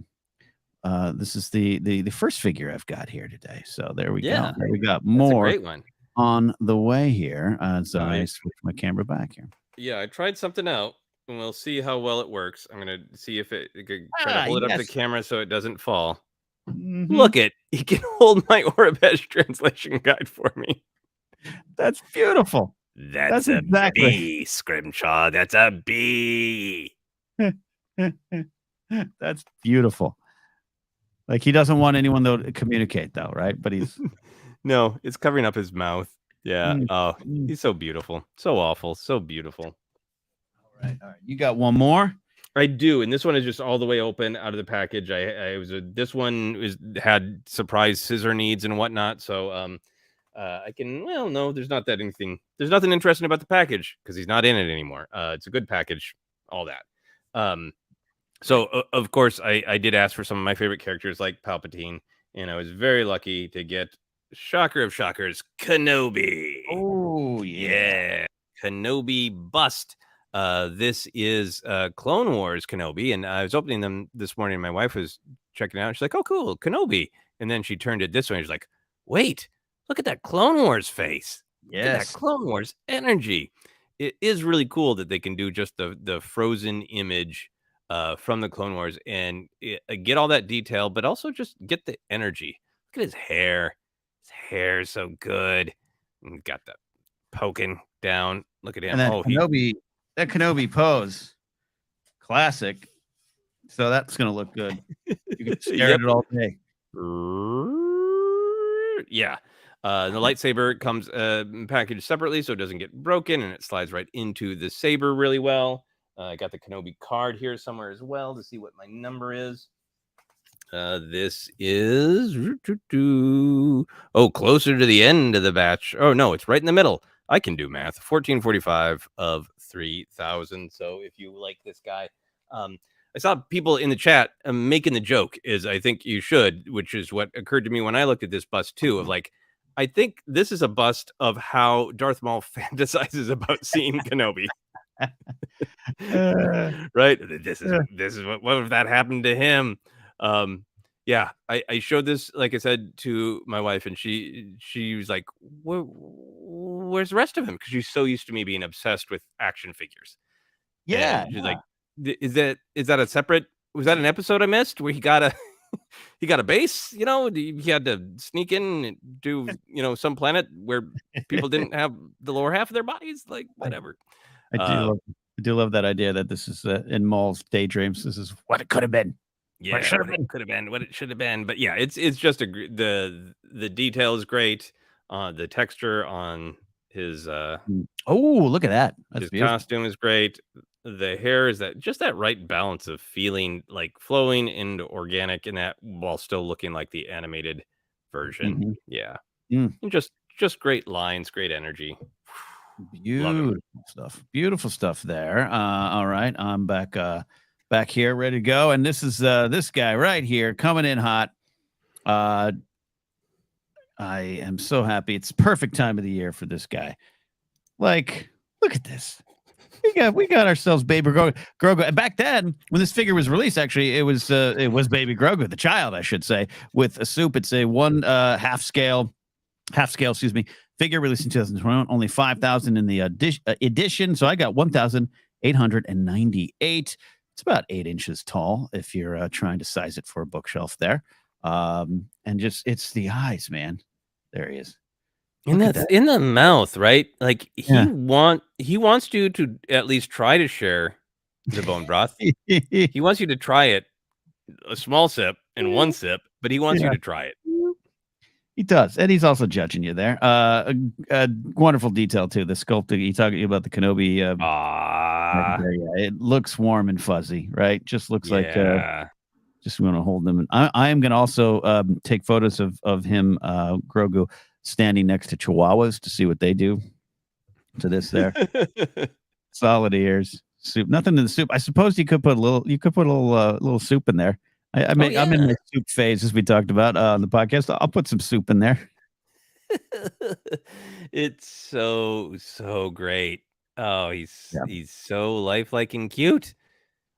So I think it's what I'm looking forward to displaying this figure from Gentle Giant is to have a de-stressor. Even though this is kind of a scene that it's associated with, he's a little judgmental of the action happening in front of him with Cartoon and Din Djarin fighting. I'm going to put him here to remind you that, calm yourself, have some soup, and everything's going to be okay. Yeah, everything's going to be good.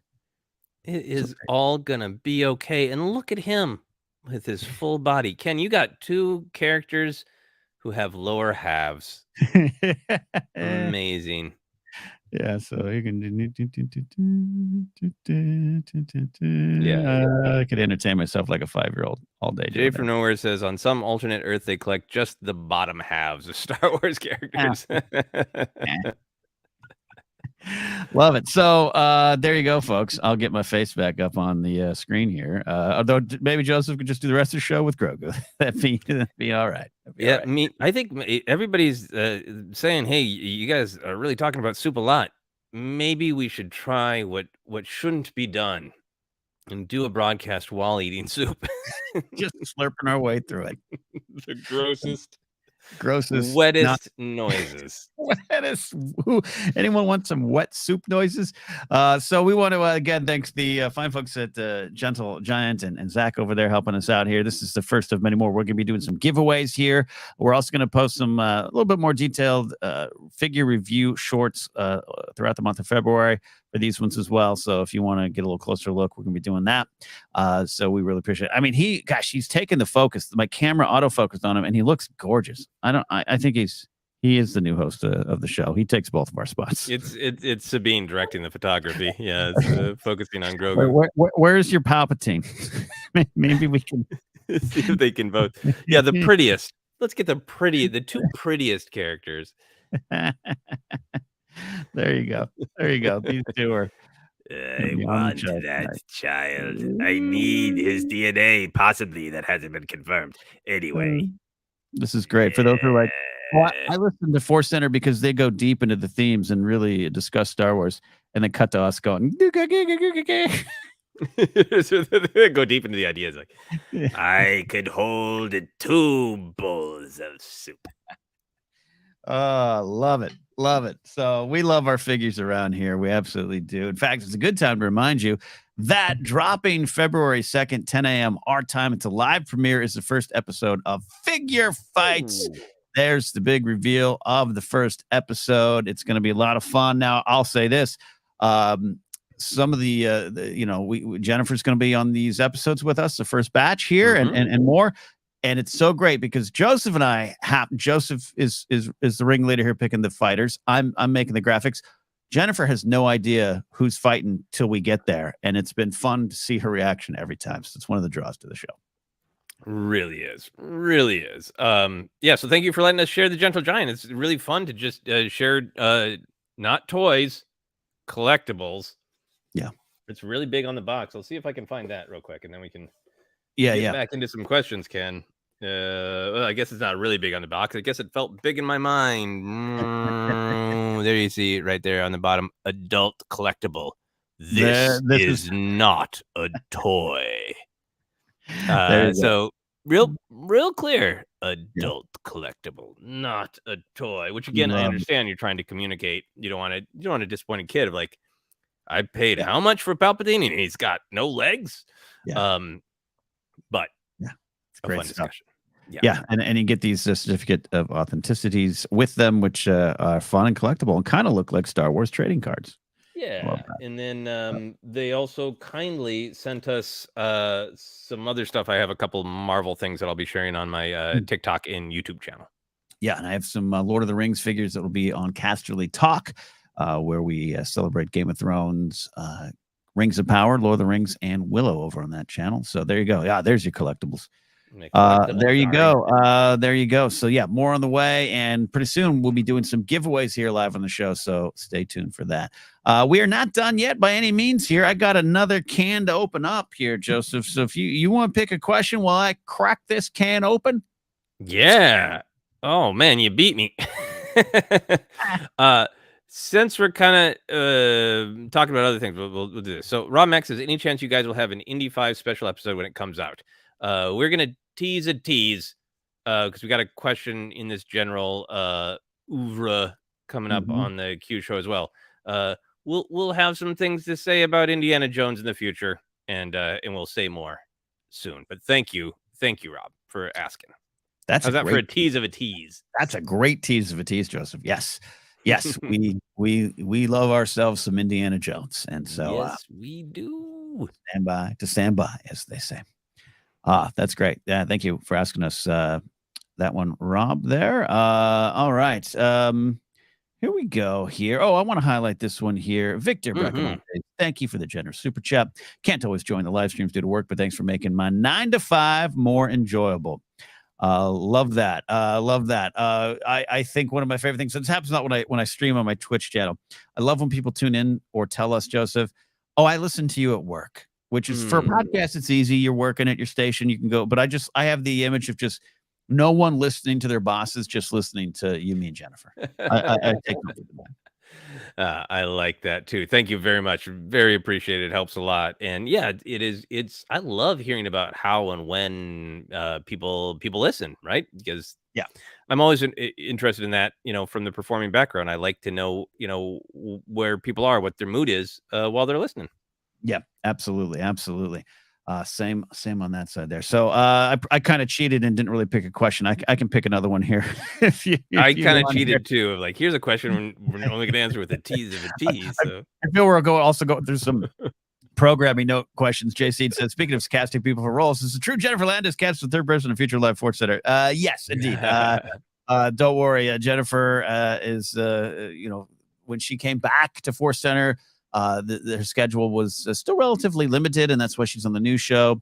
She's going to be on Figure Fights, at least this first batch, and she'll be coming in into that show. We're going to also have some other guests and people pop into that. And as soon as it's possible for be on a live show and other content, and including some reviews, Mandalorian and whatnot, Jennifer's ready to go. I think as her kids have gotten a little older and start to go into school and that kind of stuff, she is able to put some energy here in the ForceCenter. We've always just been, so thankful for her sticking with us as she had some giant life changes. And, we know you all value her. We do as well, if not more. And so, soon, Jennifer will be here, live shows, more things. So we'll be the trio that we truly are. Yeah, absolutely. Absolutely. I think we have one more programming one. So should we just finish the programming adventures? All the admin work. Gaz Nottingham asks, would you entertain the idea of a one-off Willow Center episode to review the movie series? I think I'd still be open to doing a one-off movie episode sometime. But Ken, you covered Willow on your other podcast, right? Yeah, Casterly Talk. We did cover it, and I say I was on the first episode, and then Alden Diaz kind of led it with some wonderful folks coming in. A very just a wonderful group of commentators and pundits and just fans of Willow.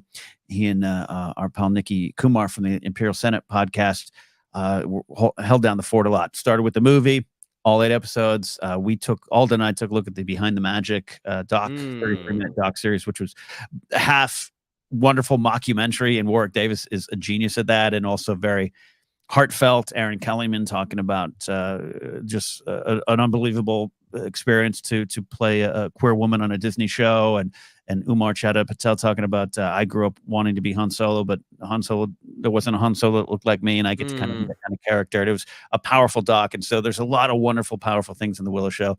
It's fun. It is not for everyone, and that's kind of the point.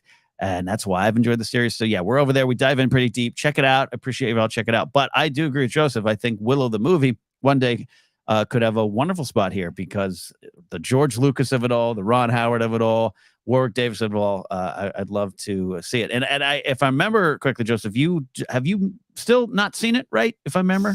Still haven't seen it. I had wanted to watch it before the show and get all caught up on the show, but just time and life made it real difficult. And it's that one in particular I really want to share with my wife, and I've been hoarding some shows and gobbling them at odd hours. So I want to share that one with her. But yeah, it would be really fun to do. I mean, that would be pretty amazing if we tried to do every actual Lucasfilm movie, from American Graffiti to Red Tails. Howard the Duck, Radioland Murders, do them all.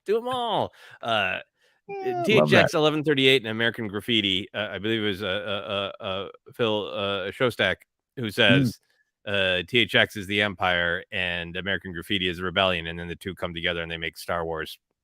In spirit, I really agree with that. They're fascinating, great movies.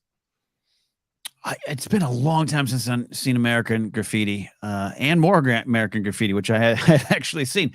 I would love to revisit that one. Maybe Grace and I could sit down and watch that. And I still love, it's why, been in LA 25 years. I still get a little tourist giggle in my heart every time I head over to Mel's Diner, which has just a bunch of American Graffiti photos in it. The one on Sunset by the Comedy Store, and have a butterscotch milkshake, and you just stare at the pictures of George Lucas. It's great. That's awesome. Yeah. So we'll do that there. But yeah, thanks for that question. We'll get to that stuff. All right. How about this one here from Force Ghost Conversations? I just got a special edition of A New Hope soundtrack on cassette tape today. Wow. Good news. It plays great. What is your Star Wars music collection looking like these days? Well, we're talking about all the figures and collectibles we have in our collection. Music, though, that's pretty powerful around these parts.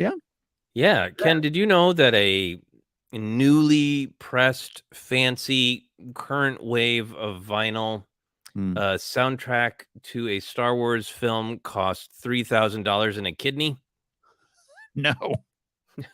I'm exaggerating slightly. They're expensive. The new vinyl ones are expensive, so I got to go dig in for some old ones. I don't have a ton of the soundtracks in physical media, which I would actually really like, which is why I'm joking about the expense, because sometimes I'm like, well, why not go down to my local record store? And okay. I got to cut back on my action figures to get some vinyl.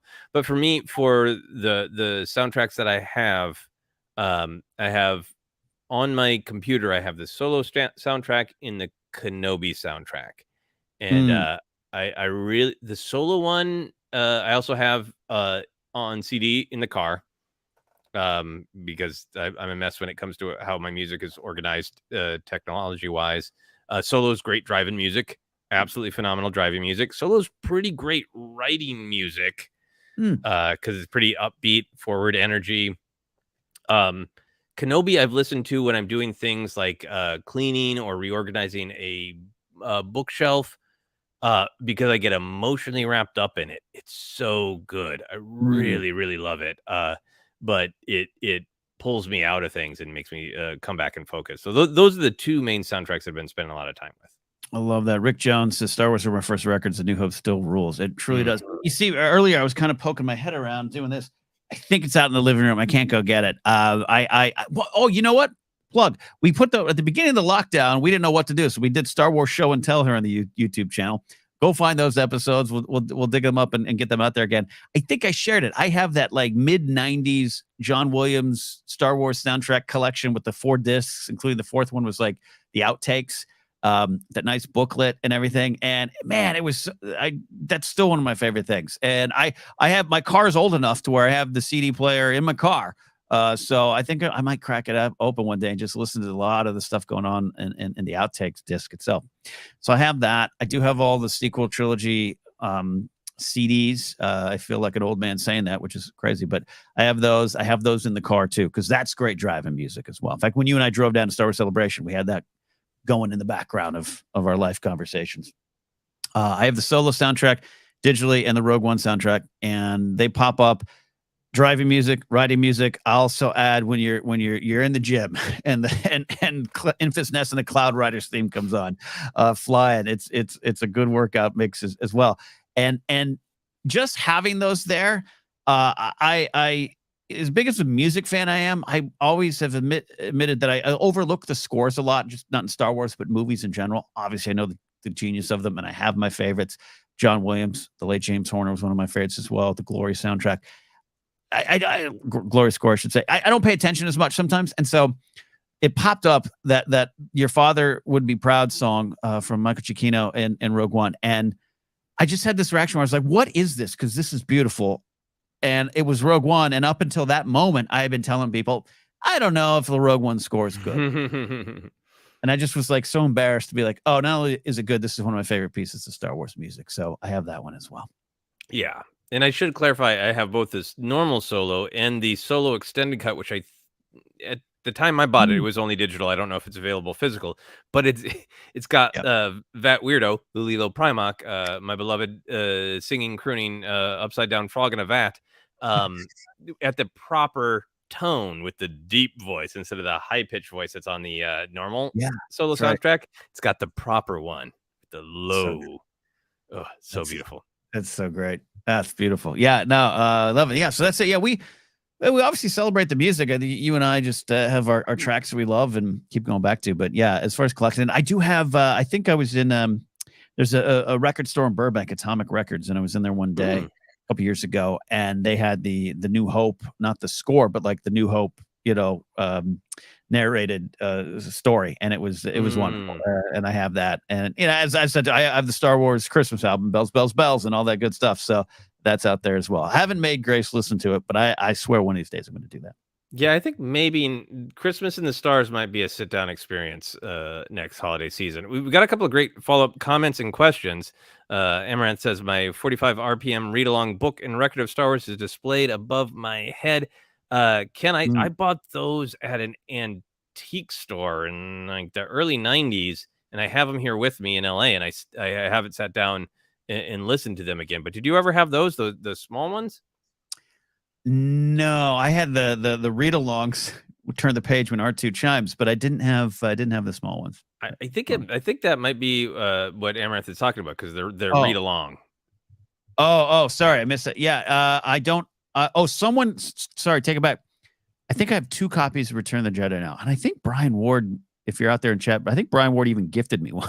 I think that that I have another version. I think that's Amaranth says that is the same ones. Yeah, because I love those. There is some absolutely great stuff. Jay has a great follow-up question while we're in music here. Says they were talking in the Discord today. You can get to our Discord by joining our Patreon and chat with all the lovely people here. Many of the lovely people here. Jay says, talking in the Discord today about seeing the films with a live score. Which would you most want to see that way? I'm dying to experience episode 3 and cry. I've been lucky to see John Williams at the Hollywood Bowl a couple times. I didn't get tickets in time. This is several years ago now. They did A New Hope and Empire with live scores, and I really wish I'd made it to those. But Ken, what would you pick to hear with the live orchestra?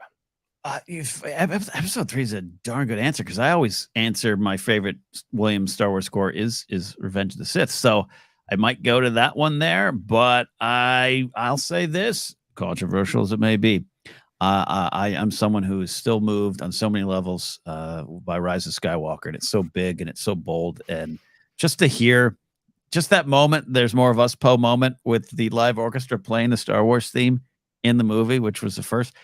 That I think would I'd be crying into my my popcorn. Yeah, not surprising. Same answers. It would be Episode 3 and Rise of Skywalker. Yeah, I love Rey's theme. So there's a part of me that's like, I'd love to see Force Awakens just to see that moment where Rey's theme is introduced. But as you and I have both ranted about, Ken, all the variations on Rey's theme. Yes. I think Episode 3 would be amazing and dynamic, and it's got so much great music, from Padme's rumination to the different versions of Duel of the Fates and all that. Great stuff across the board. But Rise of Skywalker might be like a more uplifting experience to have with a large group of humans. Yeah, because it is that the there's more of us, the stirring. Yeah.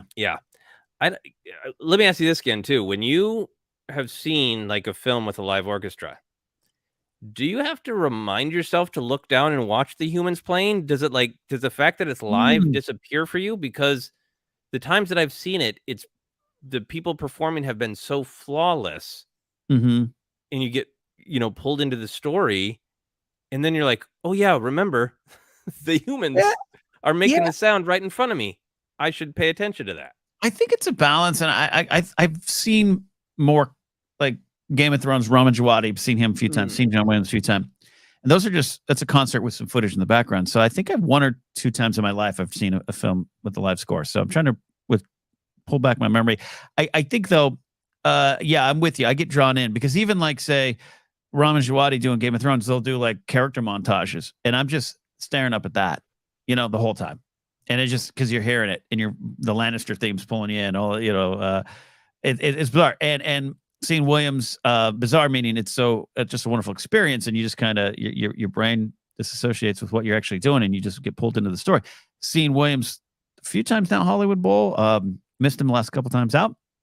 I was bawling at the mostly, and this was before Rise of Skywalker, so it was mostly like the sequel. I think it was just Last Jedi, Force Awakens, and other Skywalker saga films. But it was he was playing mostly music from those films, particularly Force Awakens.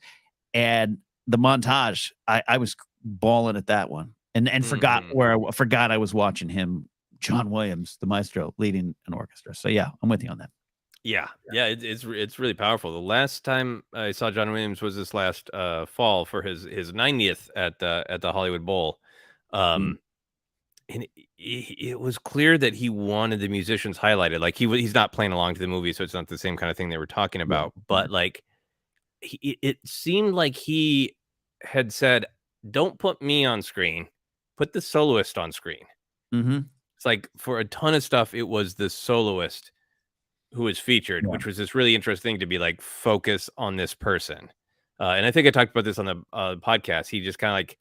The way he might have been just being a good show person, but he's like, you know what, we're having a good time. So how about Schindler's List?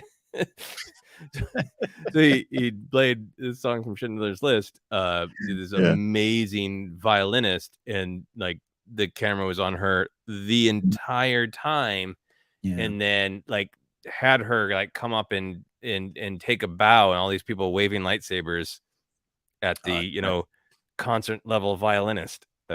Playing Schindler's List. It was a great meeting of worlds.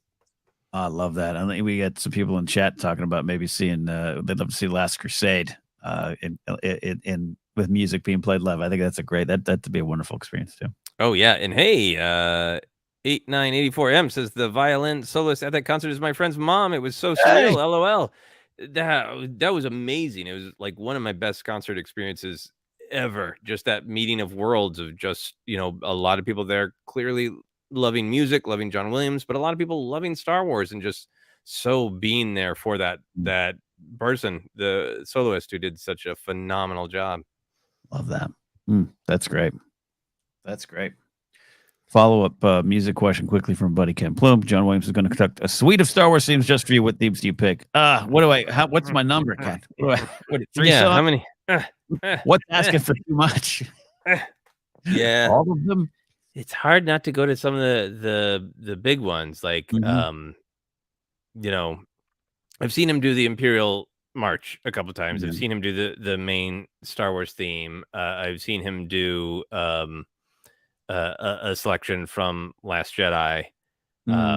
So I don't think I've seen Duel of the Fates live. So I would say that's the bucket list one. I would love to see him do that live.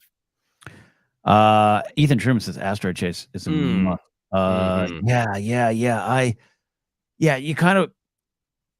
You kind of want the bangers, right? You kind of want to be like, it's like when I was fortunate enough to see David Bowie in 2004, and it's like he did the hits, and I know not every artist, and I know Bowie over the course of his career did not always just do the hits, and I get it.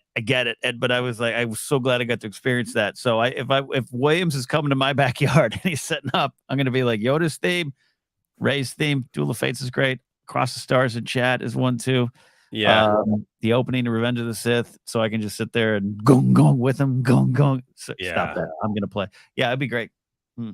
Yeah, he did at the last concert do basically, the credits for A New Hope. So in some ways, it was all the original bangers from A New Hope. Gas Nottingham says, I hope John Williams visits the UK for celebration. Love to see him perform live.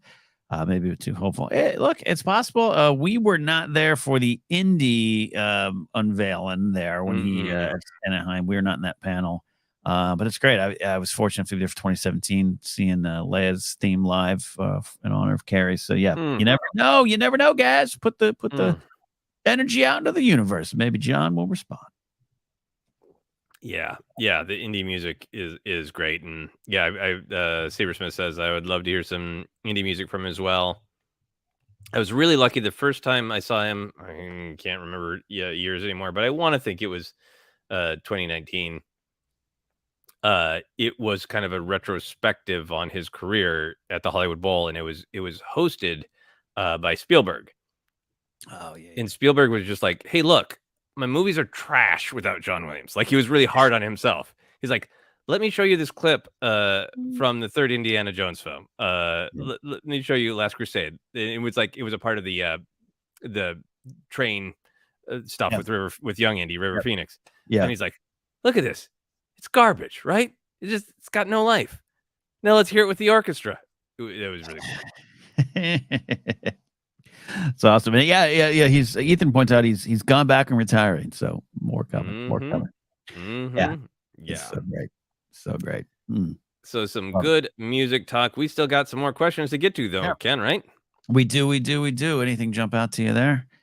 Yeah. Oh, there's a fun one. This comes to us from Rich Tree. So sorry to re-ask, but what do you guys think of a show set in those 10 years between episodes 1 and 2?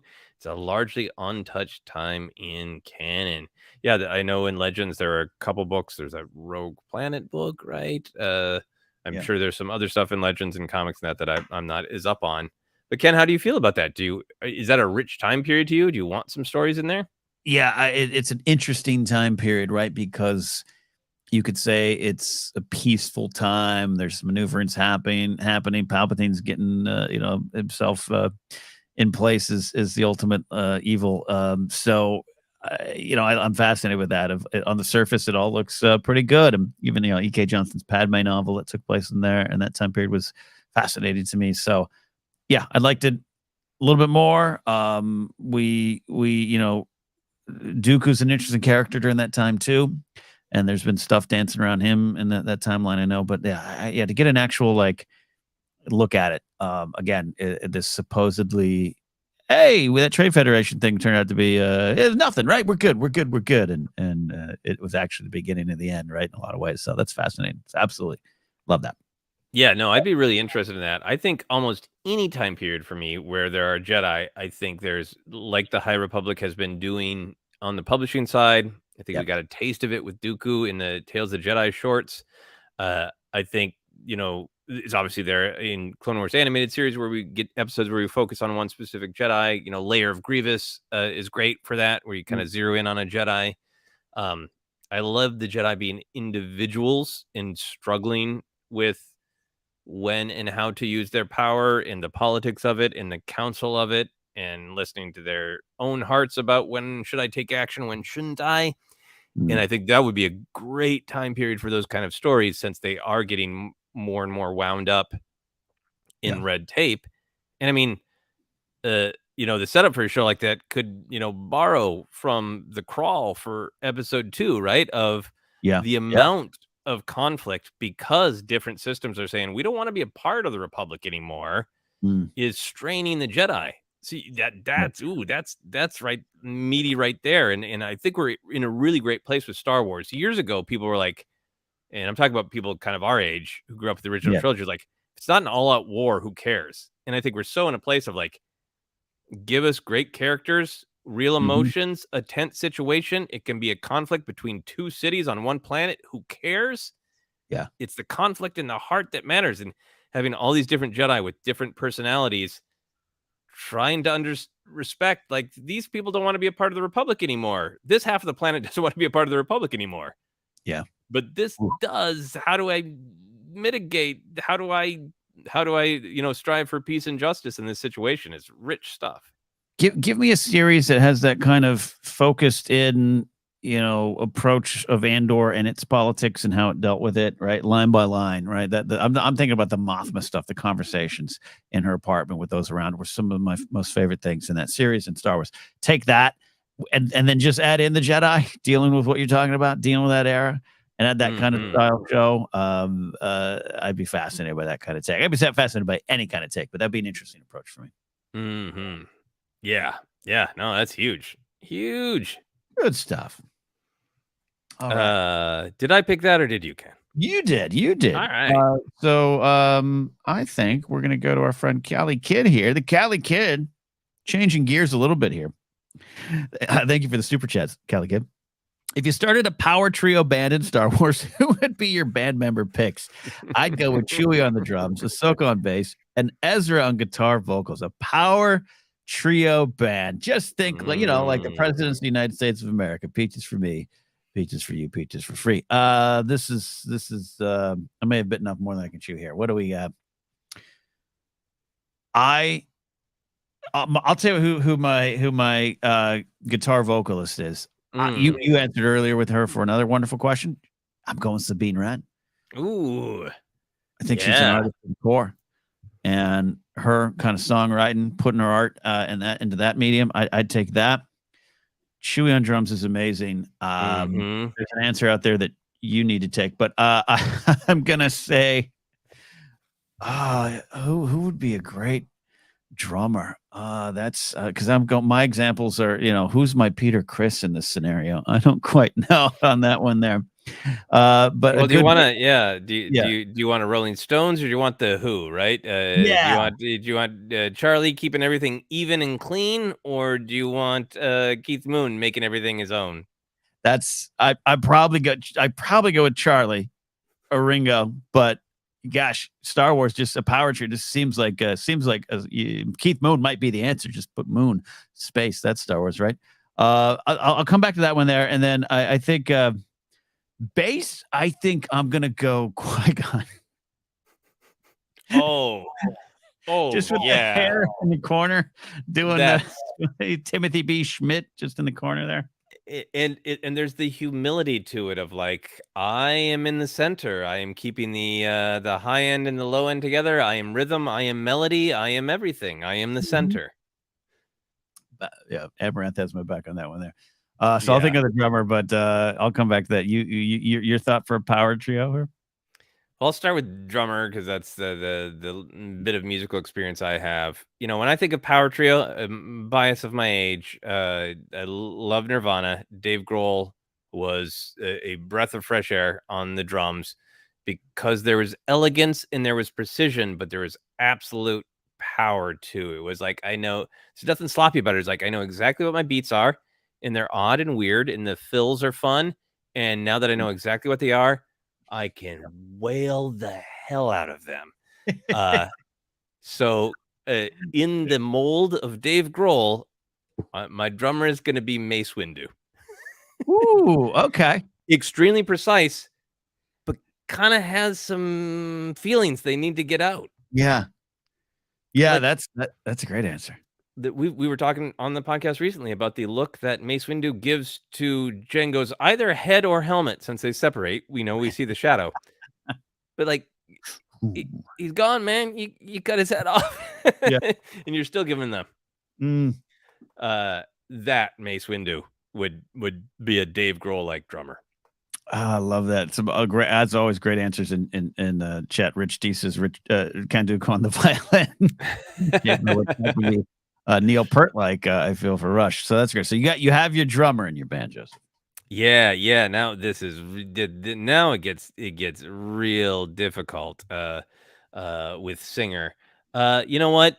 Carrie Fisher was a beautiful singer. I think Leia. I think Leia can wail. That's a great answer. So now I just need a bass player, and Qui-Gon is perfect. You know what? I'm going to be inspired by your perfect choice of Qui-Gon, somebody who can embrace the living force, the cosmic force, the rhythm, and the melody. I need the one who is in the middle, Bendu on bass. I love this. I love that. Rick Jones says Asajj Ventress is lead vocalist. There you go. That's great. Yeah, that's a punk rock. That's a Riot Girl from the 90s there, right? 2 R's in that girl. Your Mace drummer pick is inspired. So I will go my drummer. I'm going to go back to your Charlie Watts, Keith Moon question. I'm going Charlie Watts, and I'm going to take what I thought might have been your answer, the Astromech drummer. Oh, because I think a Charlie Watts style. Right? Yeah, there was Astromech drummer discussion earlier in the chat that it's not an action figure yet, which there needs to be. Right. Mm-hmm. Yeah, there are some great choices here. Yeah, the Asajj is perfect, right? Because she can do this sort of like, especially for my Nirvana influence band that I'm putting together, she can do the low down whisper and then explode. She had some L7 bikini kill vibes, some Slater Kenny back in the day. Like she could fit in that group, in that circle, on that tour. That'd be great. Yeah. And then I want like Jar Jar on flute, just some mess on top, just going wild, just in the corner. We just let him play, man. He just showed up. Sometimes he hits the beat, sometimes not. Sometimes he falls over and hits the cymbal, Mace's cymbal. So be it. I love that here. We're still going strong here. We'll be here for a few more minutes, of course, but we got some questions selected. But if you have some questions you want to get us, if you're just joining us here, feel free to reach out. We appreciate super chats, but not needed to join the conversation. But they definitely do help the show there. So, Big Lou backs you up there. Ventress would be a bass playing lead vocalist. Oh, yes. And the bass would be slung impossibly low. Like she would somehow be using the force, right? Just great. I think we need that. My favorite Star Wars. They really do, and they behave like one in that book. Yeah. What is it? Is it like is it Sid and Nancy tragedy? Is it Stevie Nicks, Lindsey Buckingham, height of the Mac era? Like what kind of team we got there? It's a lead female woman singer. Ken, do you know the band Catatonia? London Minium is the name of that song I love. Yeah, Catatonia. Londinium, yeah. London. Yeah. I do remember that song. Love that band. Oh man, yeah. They've got a song called Mulder and Scully. Great. Yes, they do. Yeah. Oh, that's I needed you about 3 weeks ago on Top Rocket Radio. I was playing some music based off of I played Bree Sharp's David Duchovny, and I needed something else like that. Mulder. Oh and yeah, Scully. things are getting strange. I'm starting to worry. This could be a case for Mulder and Scully. Catatonia, great. Was it, what's her name? Sears Matthews? Yeah. Anyways, I don't remember her name, but it's amazing. Amazing. Love it there. Oh yeah, Rich T reminds us, didn't AP5 already break out in Song and Rebel? So you could have a different kind of trio with AP5 leading the way. Absolutely, he'd be happy to organize that. Love it. He would indeed. All right. You're up, sir. We have a lot of choices. Great stuff. Oh yeah, we got 9 questions. Here we go. Rich T.S. Do either of you think the Bad Batch may bring Enfys Nest's mother and portray a child Enfys Nest too? Ooh. That is interesting, since they are kind of poking around the roots of the rebellion. I think it's also kind of a timeline question of exactly, some of the incidents that Enfys Nest describes, of the atrocities that Crimson Dawn perpetrated that really brought the Cloud Riders together, exactly when those happen. I don't think it's established how long Bad Batch runs, exactly where Bad Batch is in the timeline, because the Empire's been rolling for a little while now as we get into season 2 here. But yeah, I definitely want Enfys Nest and her mother somewhere. The Bad Batch would be great. Yeah. I think timeline-wise, it almost is pitch perfect, man. Like that's right in the sweet spot, of where Enfys was and what was happening in the galaxy. You're so right. I think that's a good time. Do I actually think it's going to happen? No, sadly, I don't think that's the case. Just like going into season 1 of Andor, I was like, oh my gosh, they could do Enfys Nest and the Cloud Riders, and they approached it in a very different way that I appreciate. So it's possible in season 2, but I just don't think that's going to happen for Enfys and Andor. But yeah, her mom. We need the story. Just give me an Enfys series, and you have Aaron Kellerman, doing such a great job in Willow, and was in Marvel show as well, right? So she's in the family. She was great in that too. Yeah, you could play around with that too. But yeah, so yeah, it's timeline wise, it's perfect. Whether or not that's in the cards, we will find out. Yeah, I think there's a bigger question at work too with Bad Batch, where they can certainly continue to run into early factions of people who are rebelling and building towards the unified rebellion we all know and love. Yeah. But how much that is the Bad Batch's fate to be a part of that rebellion is an interesting question too. Yeah. Good one there. Ooh, great question. All right, here we got one from Anakin Crespin. Hello, friends. We are friends, right? Like I can tell them we have friends. Just kidding. XD. We know that's a face, but I love what you did earlier, Joseph. It's a mouth. It's a D mouth. So I've been absolutely loving The Blade by Charles Soule. Porter Ingle's even more badass than we all thought. Read any comics lately? I always tell the tales of I am always like 2 weeks out from going back to my shop, now Earth 2 in Sherman Oaks, to get my stack of comics, get my pull list. I finished my last batch a couple weeks ago, and I'm probably still about 2 weeks out, and The Blade will be in that batch. So I'm very excited to get to it. That's the High Republic series that just launched, the Phase 2 comic series. That's the only High Republic Phase 2 I've had the chance to read. We haven't gotten into the novels quite yet. We're a little behind on that. We'll get there, but yeah, I'm excited for that. So no, I haven't read any comics. Overall, I've expressed sometimes I have a little bit of a malaise towards the last few years of comics. I think they're telling good stories. I think they're doing what they want. And I really respect them. And I love going to my shop and having comics. Sometimes they're hit or miss for me a little bit more than the other things. But I love the characters. Like I love that Kira's back. Charles Soule and team did a great job with bringing her in. And it's an interesting kind of way to do it. One that made sense for me. But I have to be honest. Every time I read it, I'm like, but if we could, but Amelia in a live action would have just been what I want and still want. So I have kind of a weird relationship with it. But when I go to the shop and pick up 19 Star Wars comics, it's a good day. Yeah, so Ken and I are this great contrast in how we get our comics. I still get them on I think what is still Comixology. They got absorbed a little bit more into Amazon, and I know there are a bunch of layoffs, so I haven't opened the app yet to see what sort of tragedies may or may not unfold. when I went back to Minneapolis for the holidays, I downloaded some High Republic stuff and got caught up on the great 5-issue High Republic detective run with them trying to figure out the Nameless by Daniel Jose Older, and I really enjoyed that. I kind of wrapped up some of the High Republic stuff I was reading. I read the 2-part Marchion Row, Eye of the Storm, and that had some great insight and was really good and interesting. So I usually buy them on Comixology once they're available as collected editions. That said, I think the 2 things I'm most excited to read in comic books right now for Star Wars is the Crimson Reign, because I also got caught up on the Boba Fett tries to deliver Han. War of the Bounty Hunters. War of the Bounty Hunters. That's a better title than Boba Fett tries to deliver Han. That's the name of the Arrested Development episode version. And then I enjoyed the hell out of that. I enjoyed it way more than I thought I was going to, and I loved Kira in it. So I can't wait for Crimson Reign, right?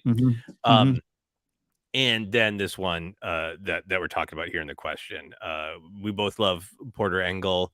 I think giving him that backstory where he's earned the name Blade of Bardata for doing something really impressive combat violence wise, but him being like, I'd rather make soup on a planet where nothing's going on, and the fact that it's Bardata, which is that amazing weird 2-parter of the buddy comedy of Jar Jar and Mace Windu, with the Bardatan people who have a different relationship with the Force and a different attitude toward the Jedi, like much like a stew Porter Engle himself would make.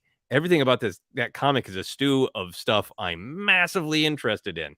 So it's way up there on my list. I'm just going to wait until it's collected and I can get it in one go and read it in one go. I kind of have that. I sometimes forget what I read the issue before. It's not the comics. It's just the way life works. And you're like, what happened? They do a great job of summarizing there. So I want to shout out to the Han Solo comic that's going on right now. They had one earlier that was I remember it's pretty good, whatever. But like this one, it caught me off guard. And I really enjoyed it. And it really captured the Han spirit. So good stuff. Sabersmith says the comic books is what got me into Star Wars. That's great. That is absolutely great. I'm a huge, I would say a huge comic book fan in it, like huge when I was younger. For me, it is just like I love the medium. It is just about the time. So I'm thrilled that they're out there and people are enjoying them. We celebrate entry points in Star Wars around here, so that's a great comment there, Saber Smith. And like I said, I don't mean to ever sound down on them because I'm not. It's just that one thing where it's like I look at that stack and I'm like, that's all right. Let's do it. Let's get to it. You are, I mean, Ben's a peak. Yeah. Is it my turn? Yeah. Okay, this comes to us from the Dr. 1701A. A little Doctor Who, a little Star Trek. Beautiful. Do you think there could be a Mon Mothma series coming after Andor concludes? Want versus think? Hey, that's Ken, where do you go? Think? No, I don't think, unfortunately. Want? Please sign me up. Keep going with that. Go back to things we hadn't seen. In fact, let's just rerun the first season of Andor, but just we never cut away from Mothma. Just do that. 24-hour Coruscant party people with Mothma stuck in it.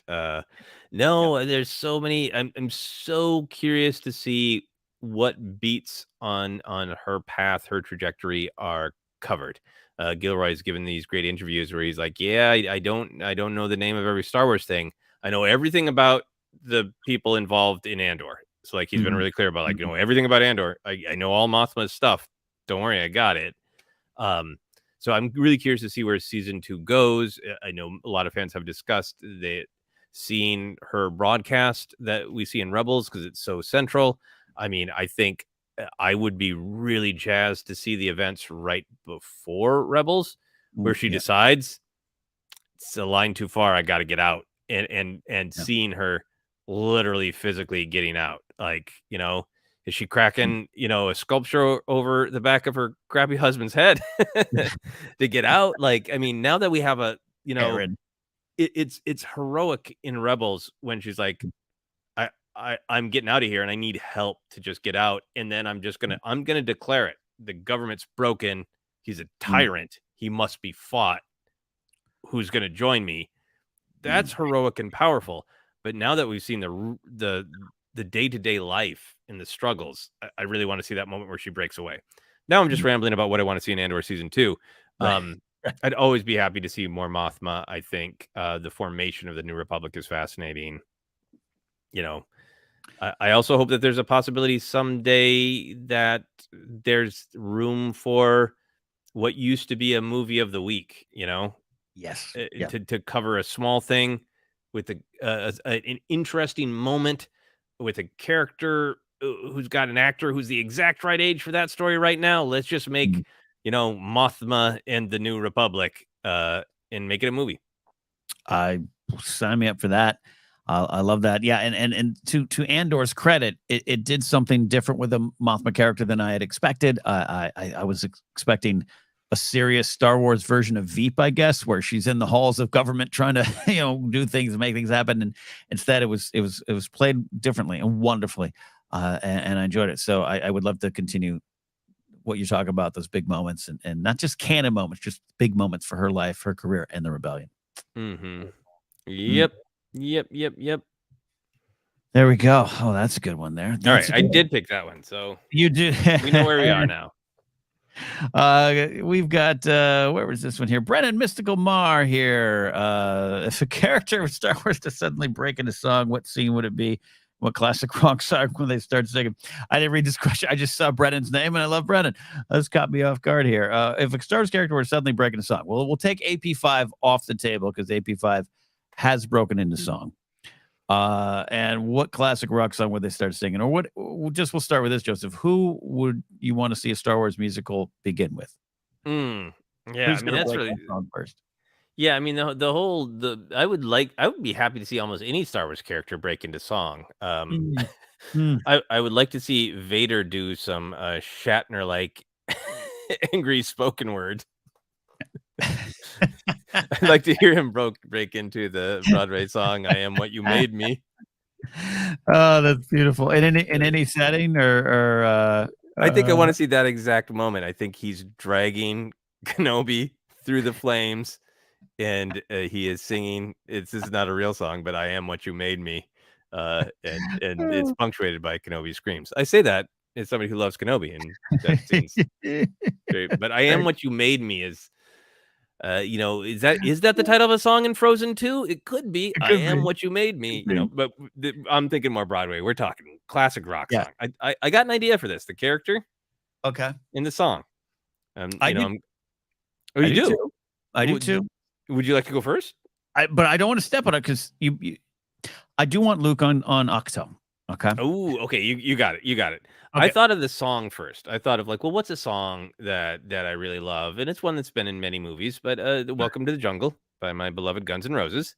Yeah. And and I thought, who would sing that in what context? And many people would sing it in many contexts. But what jumped to my mind is if you went back to one of the first Clone Wars episodes with Hondo, when Obi-Wan and Anakin are arriving at his base on Florum.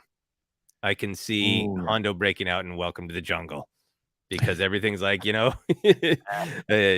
can take what you want, but you better not take it from me. In the jungle. Welcome to the jungle, Jedi. The jungle is profitable. Yes. Love and that. then his quacking monkey lizards pop forward and go sha-na-na-na-na, sha-na-na-na-na, sha-na-na-na-na.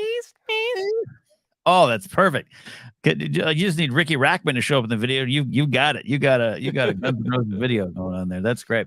I did go. I did. Like I said, Luke on Ahch-To, and I'm going to 1971, one of the most important years of music.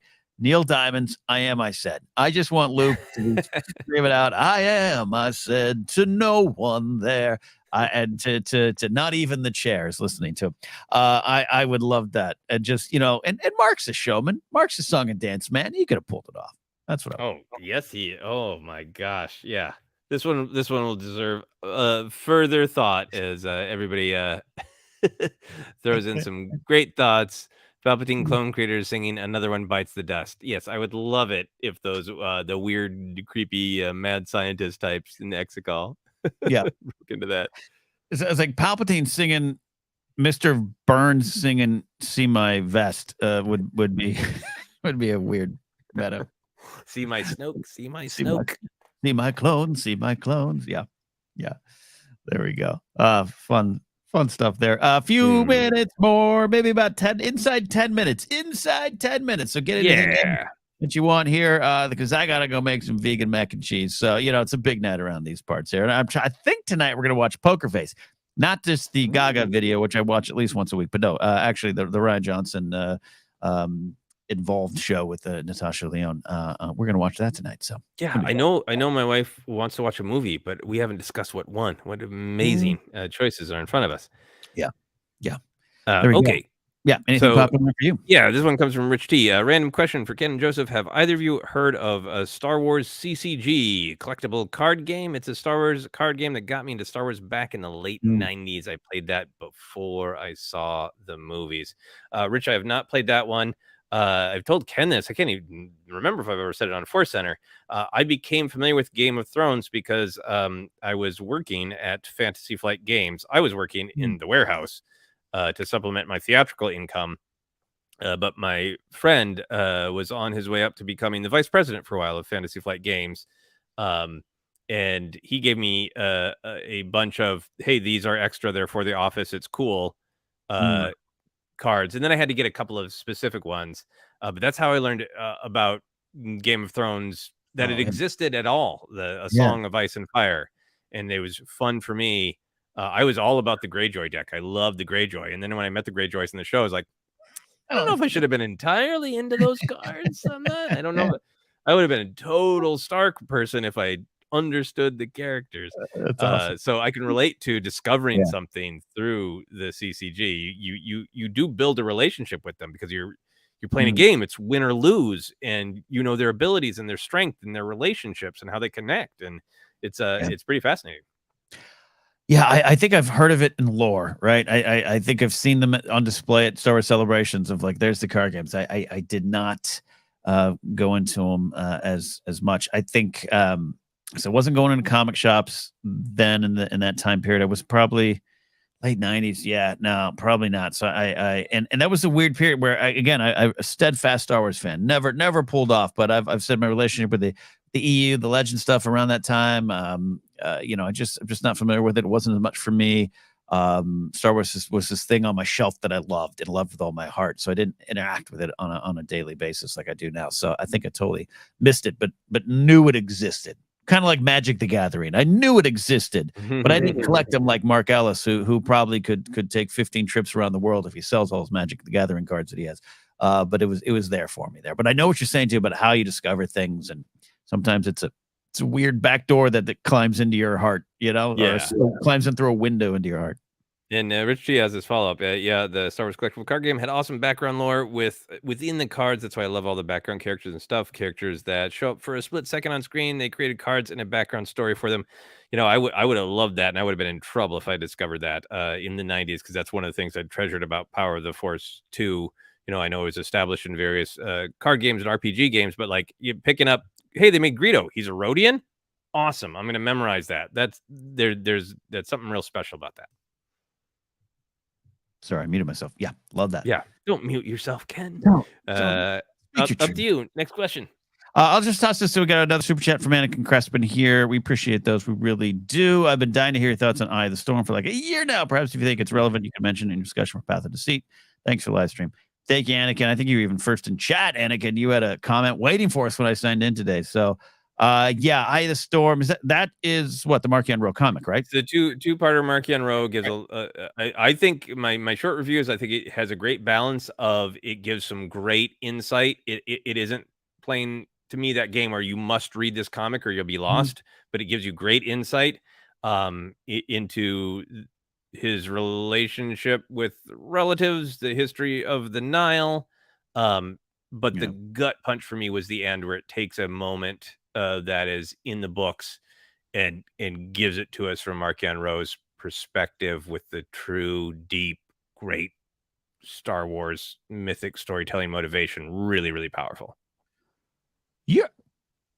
Did I finish that? It's 2 issues, right? 2 issues. I'm going to go to my garage. I definitely read the first one. There's a chance because my shop switched where they had a shop in Northridge. They closed that and they moved everything to Sherman Oaks. I think in that transition, I didn't get that comic. I have no memory of what you're describing.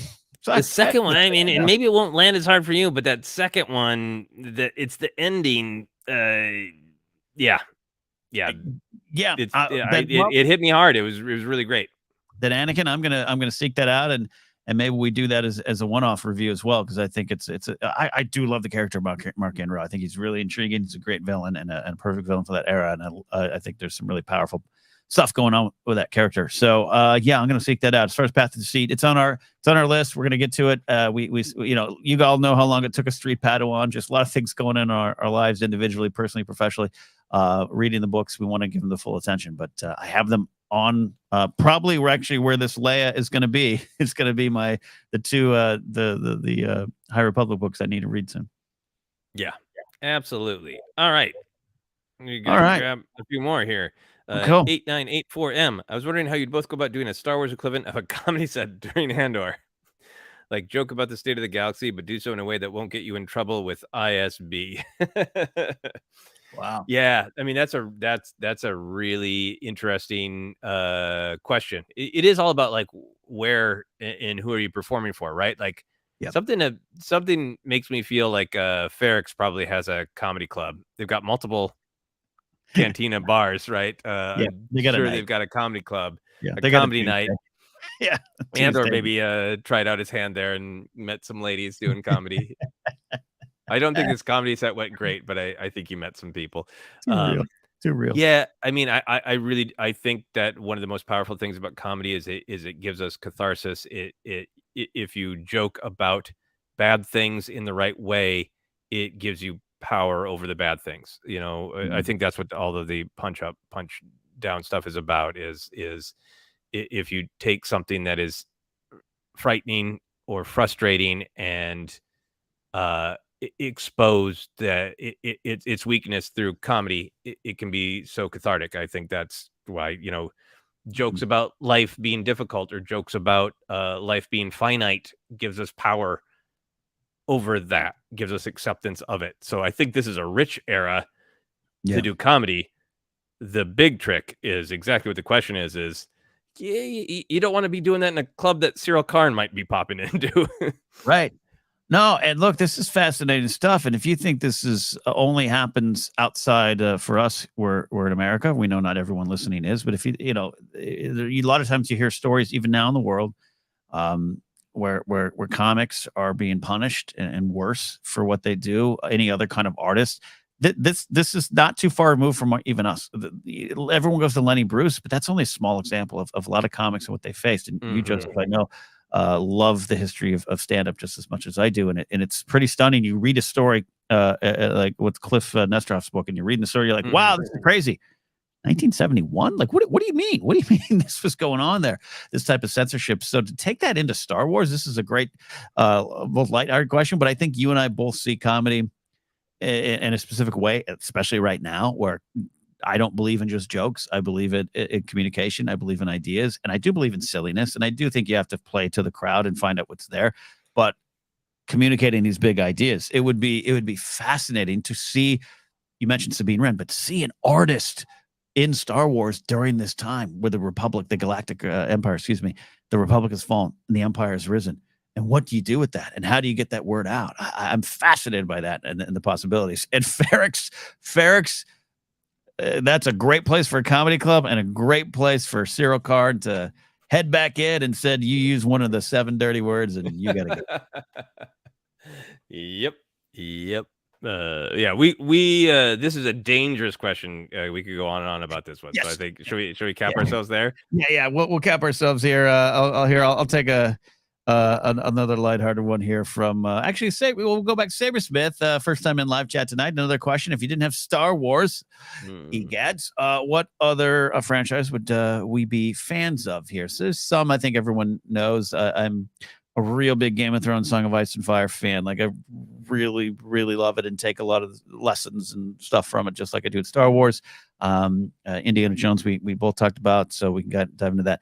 As far as franchises, I've mentioned before, I love Robotech as a kid, the cartoon series, the animated series, which was the Harmony Gold, Carl Masuk version of 3 different Japanese animated shows and put it into one American version. And I love that version because I grew up with it. There's a lot of lore. There's a lot of lessons. There's a lot of harsh, real things happening in it that challenge you early on.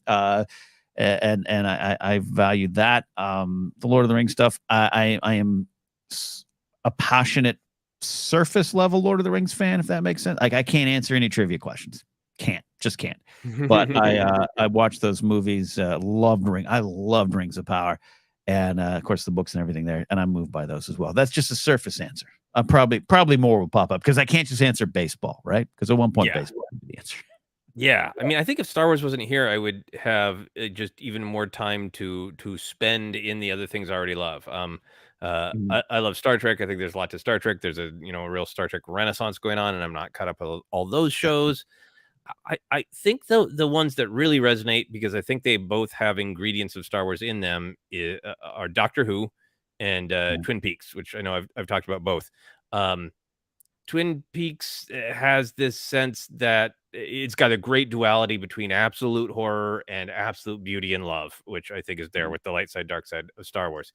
It's got this sense that, there's more out there, and that being intuitive and connected with your senses and with a larger weirdness that is reality is just one of the things I love about the Force. That's there in Twin Peaks. And then Doctor Who just has the absolute spirit. It's so much fun, and it's so much kindness ultimately, and it's so much anything goes. We're here to play. If we don't have enough money to make that monster, sorry, we wanted to imagine it. Invest in the imagination. It shares so much with Star Wars in that the imagination is what's important. Sometimes execution is not everything, but the imagination is what matters. So I think I'd spend even more time with those two fandoms. That's a great question. Great question here. All right. How about we do one more each, and then we'll call it a night, and I can start making mac and cheese. Sounds good. Is it okay, we got that. We got that one. We got that one. I'm trying to find one. Okay, here we go. From our friend Lauren. Who would in the Star Wars universe have a popular podcast, and what would it be about? I'll say this. Let's put Lando into the Hall of Fame because we know. Agreed. So the Calrissian Chronicles is, that's my favorite murder of podcasts. It's just you can't beat it. It's it's the number one. You're not gonna step to it. You can't. It's up there. Absolutely love that. Absolutely love that. All right. So that aside, the stare. This is me kind of the Rolodex. Just all the characters, right? All the characters. Mm-hmm. Yeah. Where do you go? I'm sorry to do this, but it's true. I'm gonna go right here. Yeah. This is the pose that Kenobi takes, except for he doesn't have the lightsaber. He has a microphone. I think he has a podcast called Questions with Kenobi.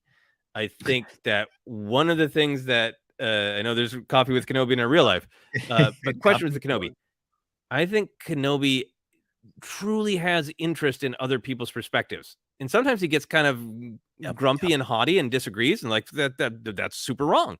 But that would make for a great podcast. That I think he is both truly interested, but when you say something where he truly is like, but I have a really different perspective, he'll challenge you. He'd make it really engaging. Questions with Kenobi. He's the host. Some episodes you don't get much Kenobi because he's just asking you questions. Other episodes, like an episode with Kenobi and Hondo, this has been the Hondo Center episode of our Q&A.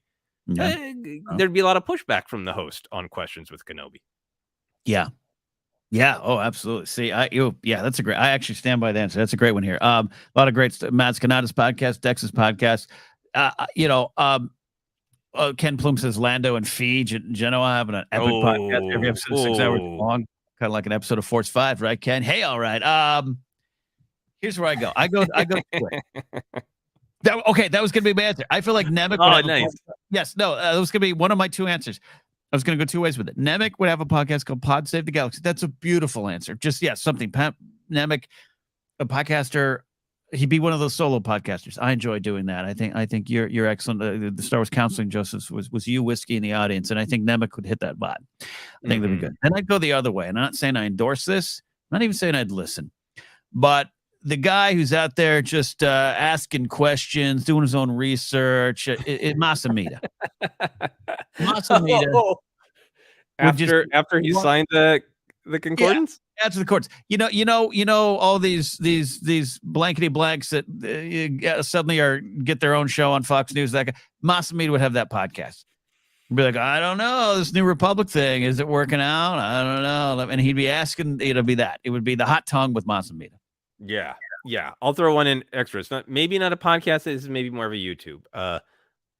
Lumpy's ASMR channel with gentle Wookiee roars, right? Gentle Wookiee roars. Jay from nowhere says Perrin is 100% a Patreon supporter.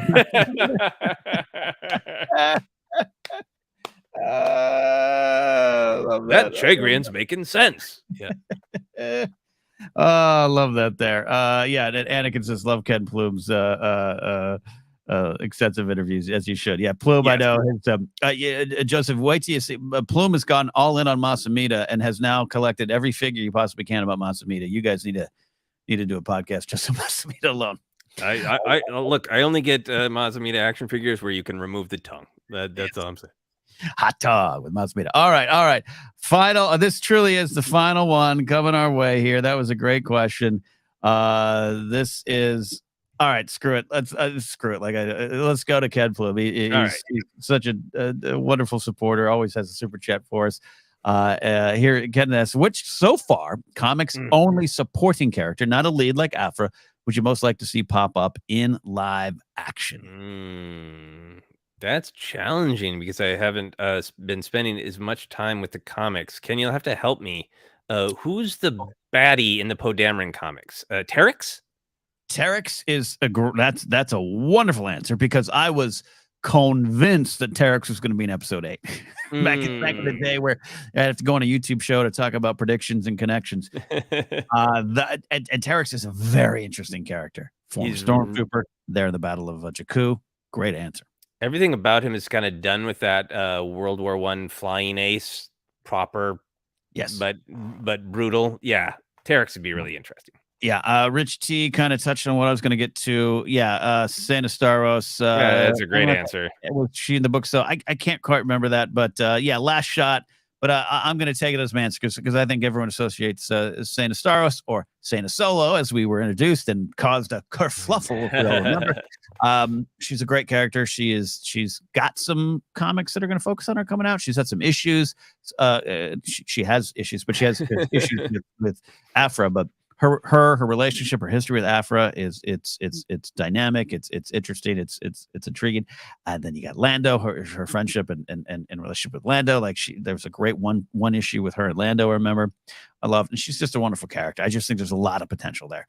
And Aphra herself, and we all would love to see Aphra in some way, shape, or form. If they get it right, I really go back to you and I sat down with Riley Silverman and her take on Aphra. Like, hey, if they get it right, I'm paraphrasing the whole wonderful interview there, but I don't want a watered down version of Aphra in live action. So there, I would start there. Yeah, absolutely. So many great options, but Sena, yeah. Even though, she's expanded out to books, but Sena would be great. All right, final bonus one because it's a super chat. Freezy2324. Thank you for the super chat. With your connections, have you heard of Mark Hamill is done with the convention side of Star Wars? He hasn't done one in a very long time. Well, we'll just say this. Our connection is we're both pals with Nathan Hamill, one of his kids. Nathan's never going to tell me. No.